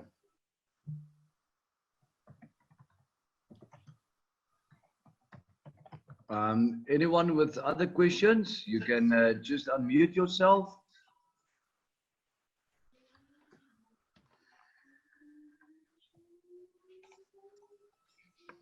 Hopefully that question was answered. Is there anyone else with any questions? Peter, I can maybe just answer Stephen. Stephen, yes, the responsibility according to the disaster or the National Disaster Act is that you need to disclose, listen, I was in contact, listen, I traveled overseas. Those things that can affect my workplace, myself. I was in Italy, you know, can I go for the test? You know, things like that. Yes, I fully agree with you. It is a high risk disaster, this.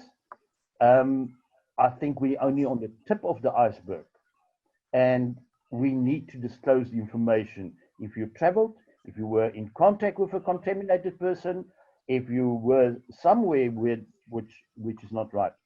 I mean, the minister was put on special leave. Wow, everybody wants to now put her in a jail. Shame. But anyway, okay. But that's how serious it is. You need to expose yourself and declare, I've been in contact. Sister van der Merwe, maybe you can just elaborate also on that. I completely agree. Remember that you do have the NICD helpline, which is the National Institute for Communicable Diseases. If you are presenting with one or more condition, you can actually, or a symptom, you can contact them. They will send out a team to your house that then will do a full COVID test on you. I know currently they're busy working on testing time to get that freed earlier. So it usually took 72 hours. We are now busy working on a testing time of 24 hours. The sooner we get a diagnosis, the better, of course, we can prepare for the treatment and management thereof. But please make use of these systems. They're open, they're available for you. If you suspect someone in your employment, in your workspace that you see is not regulating to the rules, or that you would like to have tested, and they might be in an area where they can't be reached or can't be communicated to, you can also contact the NICD and they'll perform the test there at the workplace. So these options are open and available to you at all times. Tell me, Thanks a lot. Sister van der Merwe, sorry, Peter, I just want to pose a question to Sister van der Merwe. These tests, if you volunteer to go to say, listen, test me, please. I hear there's people complaining it's not free of charge. It is, there's a cost involved. What is your opinion? Okay, so we are quite limited with the tests available in South Africa. From government side, of course, if you are a government patient, you will be having this for free. They put you through a questionnaire where they first have to see whether you do have symptoms and how long your symptoms have been there before they can just do the test. If you do go to private sector, you can pay up to 380 Rand for a test. And that is just basically because the tests are so limited. We don't just want to test everybody. One person will sneeze and they'll go, oh, I have a symptom, now I need to be tested. And that might just be common flu or hay fever. So we're trying to limit that. Yeah, indeed. Thank you very much for that. Thank you. Peter, if I can maybe just answer Lynette. Lynette, you're asking about when having to claim a monthly income to claim UIF for employees working on an income that's a flexi hours or something like that. Yes, indeed. If when you apply for your UIF, whether you're a full-time employee or a part-time employee, whatever the case might be, you need to submit 6 months salary slips to the effect when you do the application. So yes, I do agree with you. You may average it over 6 months. I think it will be safe to say 6 months because that is what the requirement from the Department of Labor is. I think some of you did experience that you get a form with 6 months salaries that you need to bring in there, and you have to sign it, put a stamp of the company on that, and submit it with the UI-19, then with the employee to the Department of Labor. So I think, Lynette, you're right. Go for the 6 months. I think you are safe there. Thanks a lot for that, Charles. You know what, whilst there's still 65 participants, I just quickly want to add something to this meeting, that I'm going to share something with you. It was gazetted, it was confirmed. Please remember, everyone, you have to input on your website address a link to the COVID-19. I'm quickly going to open our website address here, then I will share with you. Please have a look at that. Let me just quickly share that with everyone. It was confirmed. I received the Gazette. I'm going to tell you just now. It's part of, let me just quickly look it up here. It's part of the Telecommunications Gazette. Charles, you might know about this. That has been gazetted. And if you go and you look at point 5.1.4, 5.1.4 of the Telecommunications Gazette. I'm going to give you the exact name. It was gazetted the 26th of March. Department of Telecommunications and Postal Services, because I didn't believe it initially. I thought it was just people saying you have to do the following. And I want to show to you, please do the following on your website. I'm sharing it with you now. Our website is EECMS.co.za. On your landing page, on your home page, you have to have, by law now, the COVID-19 information with a link directly to SACoronavirus.co.za. Okay, so I just wanted to show this to everyone. Please ensure, employees and or employers, please ensure that you update your website. It has to have a link to SA Coronavirus or coronavirus.southafrica.co.za. Okay. Any other questions from any of the delegates? I see there's a question from Susan. Does consultations need to be done with staff to cut salaries due to the COVID-19? Son, yes, you have to follow, this is a process in terms of the law, and you have to follow a fair process. And it is a similarity to the process of Section 189 for operation requirement. So obviously you cannot just cut a person's salary without having a discussion, a process, and then agree to that unilaterally. You have to consult.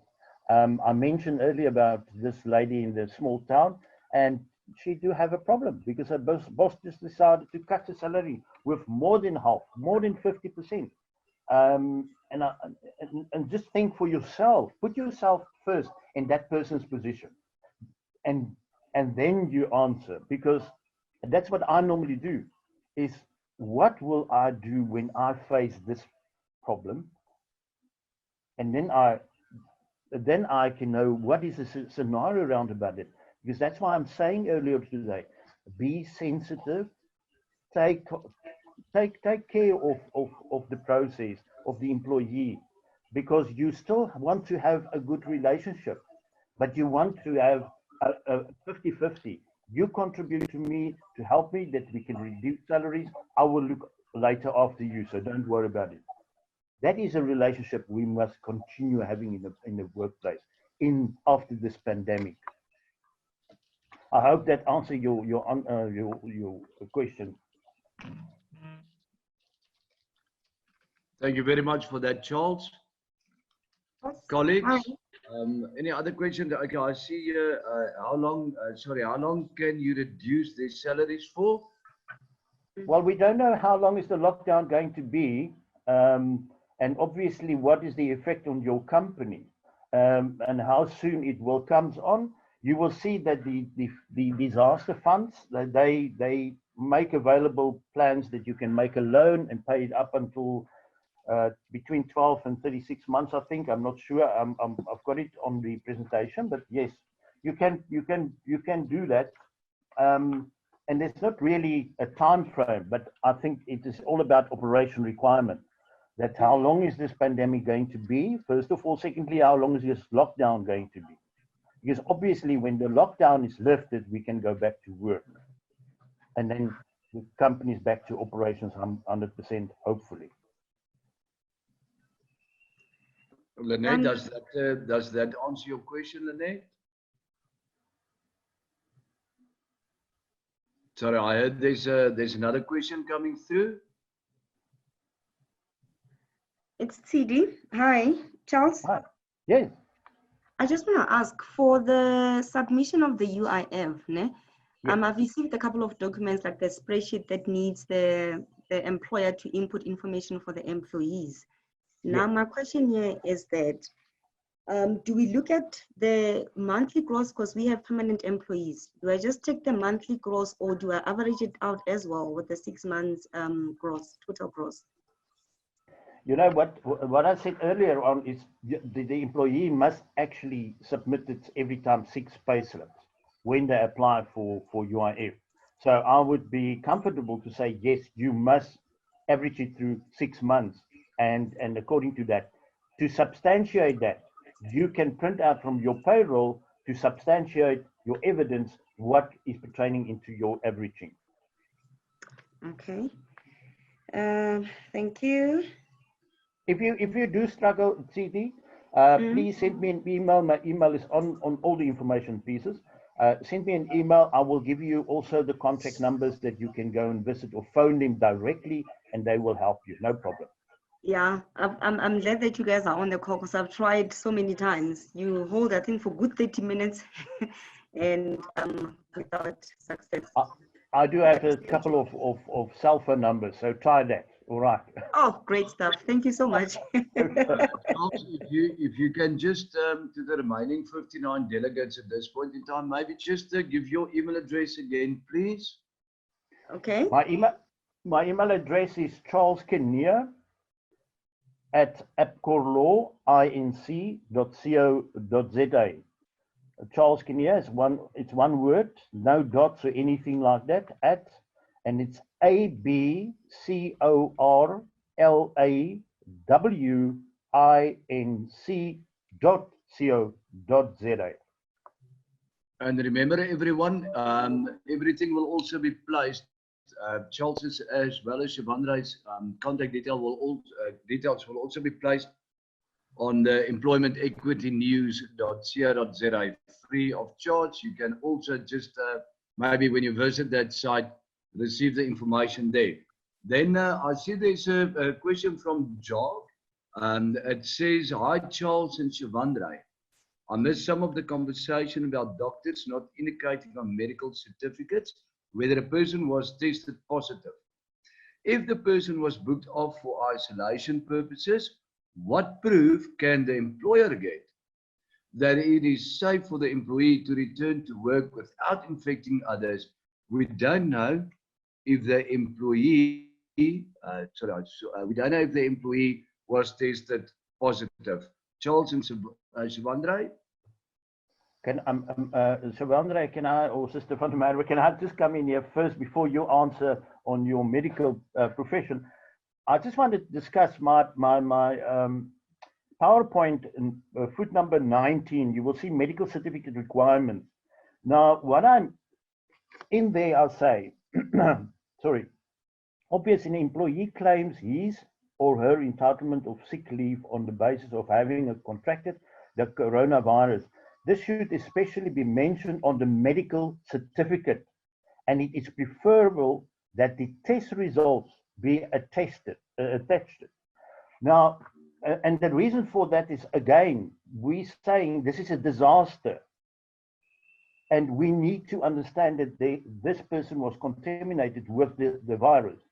The same applies here also, Jack. When this person's quarantine ended, he needs to go back, and that is now where the medical profession must come in to say, you are cleared, you may return to work. So I will be comfortable as an employer to have that in my possession to say, he's been declared by the medical practitioner, he's okay or she's okay, she can continue working. Over to you, Sister van der Merwe. Charles, thank you very much. I received confirmation from Sister van der Merwe just now. She sent me a private message. Please excuse me. She was called into theater. Oh. Sorry. That's one thing about when you with the emergency workers. So she had to go to theater now, but she also stated in a message, please feel free to send any questions. She will respond to you. Her email address, as you can see on the chat room, is Javandre. That's that's ZHAVANDRE25@gmail.com. Charles, so sorry, but I mean, of course, if she had to go to theater, it's one of those unfortunate things. No, for sure. What I enjoy is always just to get backup from some medical professional. However, can I just give an answer to Stefan here about COIDA? The COID claim, Stefan, yes, or Stephen, the correct thing here is when an employee has contaminated or contracted COVID-19 within the workplace, immediately COIDA kicks in.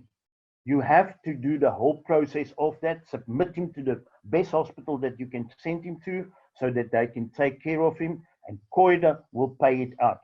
That has been amended also, and that is in law. So yes, make sure that it was done in the workplace, which can happen very much, yes. Especially with courier services, they're getting exposed to so many people just picking up a parcel from a place with a virus on that. And we don't know how long the virus can be on that piece of parcel.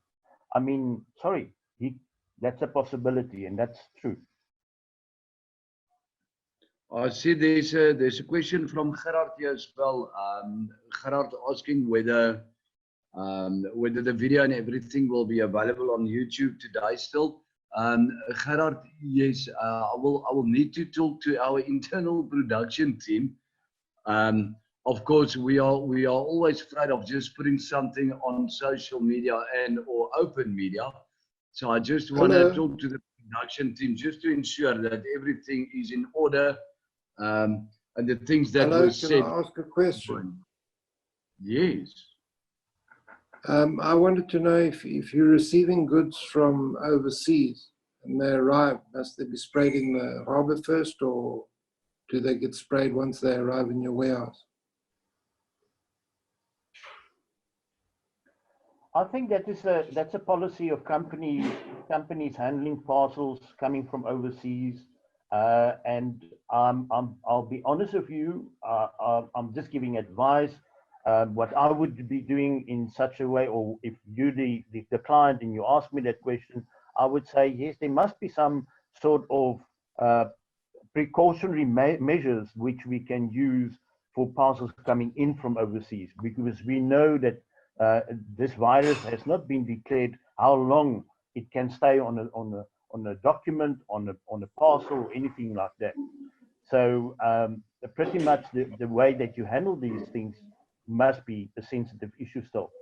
But I'm not sure about any regulation. For about 2 months now. Say again? The goods have been on the ship for about 2 months now. They've been sailing past and coming back and sailing past.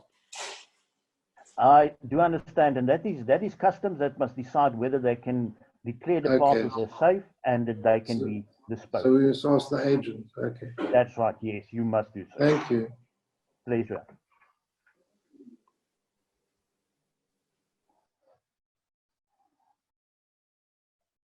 Charles, thanks a million for that. Ladies and gents, colleagues, just quickly want to start the video here again. Any further questions from your side? If you have a question, you can literally just unmute yourself. Charles and myself, we are still available.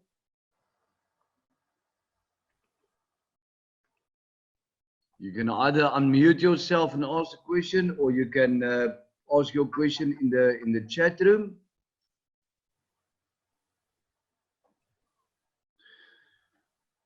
Yeah, Peter, I see from Gerard Dekker, and Gerard, yes, just keeping in mind the Easter weekend in mind, you know, yes, the Easter is for some religions, people, a very, very important period. And yes, we have to be sensitive about it, but we need to understand that there's so many platforms that we can go and express our religion on that. You know, so we can still join in faith, and we can still join in heart. And I know there's also a lot of parties going on Easter, so it's not only a religious weekend sometimes. So, but yes, we need to take really, really care of and take it very serious, this pandemic that we are facing on the stage. I think our world is going to change, our type of way of interacting with companies, meetings, traveling, everything will change. Quite a senior colleague of mine, we were discussed the other day, our lives will change hereafter, that's for sure. So it's the workplace that will change, our lifestyles will change, our way of interacting, having meetings, going overseas or going just to Joburg for another thing. I mean, look at this, we can have a good training session on here, 100%, and you can enjoy the same in your own luxury, in your own leisure, at your office, at your study room, in your house. Thank you, Charles. Yeah. Yes, hello, Stephen. Just, you probably covered it, and I'm sorry I had another appointment, but in terms of the tour's completion of documentation and the memorandum of agreement, etc., etc. The memorandum, we as a group are not going to change too much. We're just going to put in the company names, etc., etc., and not change it too much, because I doubt that they're going to look at that in great detail. And as long as it serves the purpose of the commitment, that the money is going to go to the correct people. In terms of completion of the documentation, and particularly the Excel spreadsheet where you've got to put in all the information, at no place does that document require the person's name nor the company number. It only has an ID number, and that's it. In terms of it also, it asks for the monthly cost to company or the monthly payment to the person, and then it asks how much you're paying in leave. My question is, what about where people are working for part of that time, etc.? How do you advise that we complete that? you know, I will not deviate from any of their templates or what they offered on this stage. They do have the facility to verify an ID number. And I think they are safe to say, just supply me with the ID number so that we can verify it on our side. So it's a matter of the government is using their own systems to verify what you're giving them. On the other side is what you're paying to them. I will substantiate, like I said, the profile of evidence to add onto that to say, yes, I can prove to you that is what is their leave due, that is what is their salary per month, everything, so that you can substantiate your application properly. You know, I will be very cautious to say, yeah, go and submit it just like that because that's what I ask. But the more you can give them, I think the better and safe your application is going to be. The concern is that you have to change it and convert it to a CV document or whatever that is, CVS document. So like you say, you would be hesitant to change their document. It is, you know, the problem I have is we've got an agreement in the textile industry and we've had to complete 5 different schedules. Now you can imagine you go back to your payroll 5 different times and say, change this, change that. Yeah. That doesn't lead to too much excitement. I think what's happening here is also, you know, change things because there was an error here and error here out of experience now from, you know, since the first applications came through. So bear in mind, I think this is new to everybody. And I will not apologize on their behalf, but I think they have a tough time also to roll out so many things, so many initiatives just to help business out there. No, I agree, and I understand that. Yes, we're just trying to minimize repeating as much as possible. Oh, indeed. Anyway, No, I fully agree. Anyway, what we are going to do is we're going to apply on our best, whatever our best knowledge at the time, and submit it, and then we will do the auditing thereafter. Correct. No, I fully agree. That's 100%. You know, that's why I'm saying don't deviate and don't. The moment you try to change something, they might look deeper into your application, might ask more questions and delay your application than following their operations and their requirements. That's it. Thank you. Thanks, Stephen. Thank you, Charles. Thank you, Peter. Very useful. Pleasure. Thanks, Stephen. Thanks a lot. Much appreciated. I see here's a question from Dion. Charles, maybe you can elaborate on that. Look, we had our team working on the COVID-19 policy the past week and a half. I think it made it quite difficult in terms of the fact that suddenly there's a whole new pandemic, and suddenly there's new gazettes and new legislation and new whatsoever that goes with that. So the question that we received from Dion, we had our developing team to quickly start to prepare and implement a COVID policy at EECMS, and we made the professional decision of giving all our clients and all businesses and anyone that goes on to Employment Equity News the COVID policy at no additional cost, just for your company to have this policy. Charles, so the question here from Dion is, and I know that you ran through that policy as well, and thanks a lot for your time in that regard. The question here is, do we need to amend or add some disciplinary transgressions to our codes in light of COVID-19, or is the COVID-19 policy referring to transgressions enough? Dion, short and long is, a disciplinary code is a guideline. A disciplinary code, I cannot give it to a chairperson and he must just decide on what was written in there for the transgression that took place.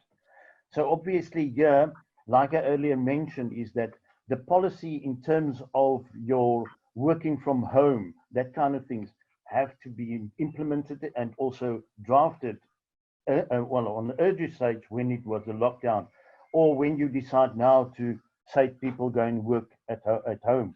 So coming back again, the disciplinary code is not a given. It is not something that's cast in stone.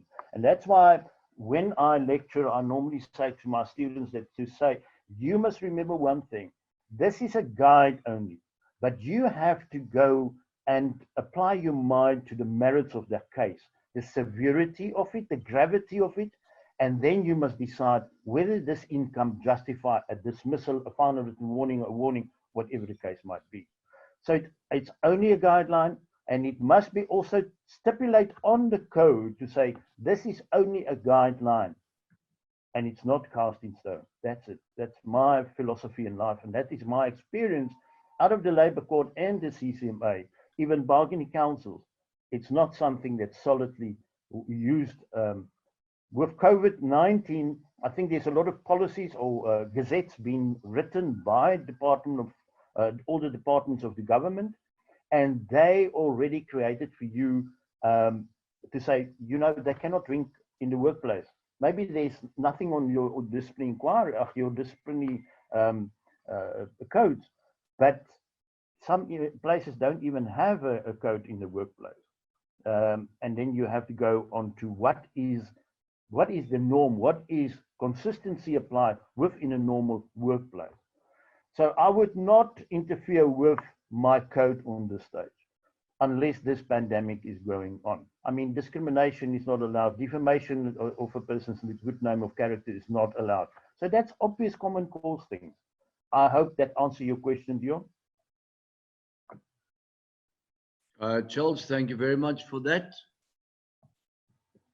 Colleagues, any other question from your side? I know, and I see that we are quite over our time now. I really do appreciate, because I love it when we have an audience saying, you know what, there's more questions, and the more questions, the better we know that we did everything well on our side. Any other questions from any participant?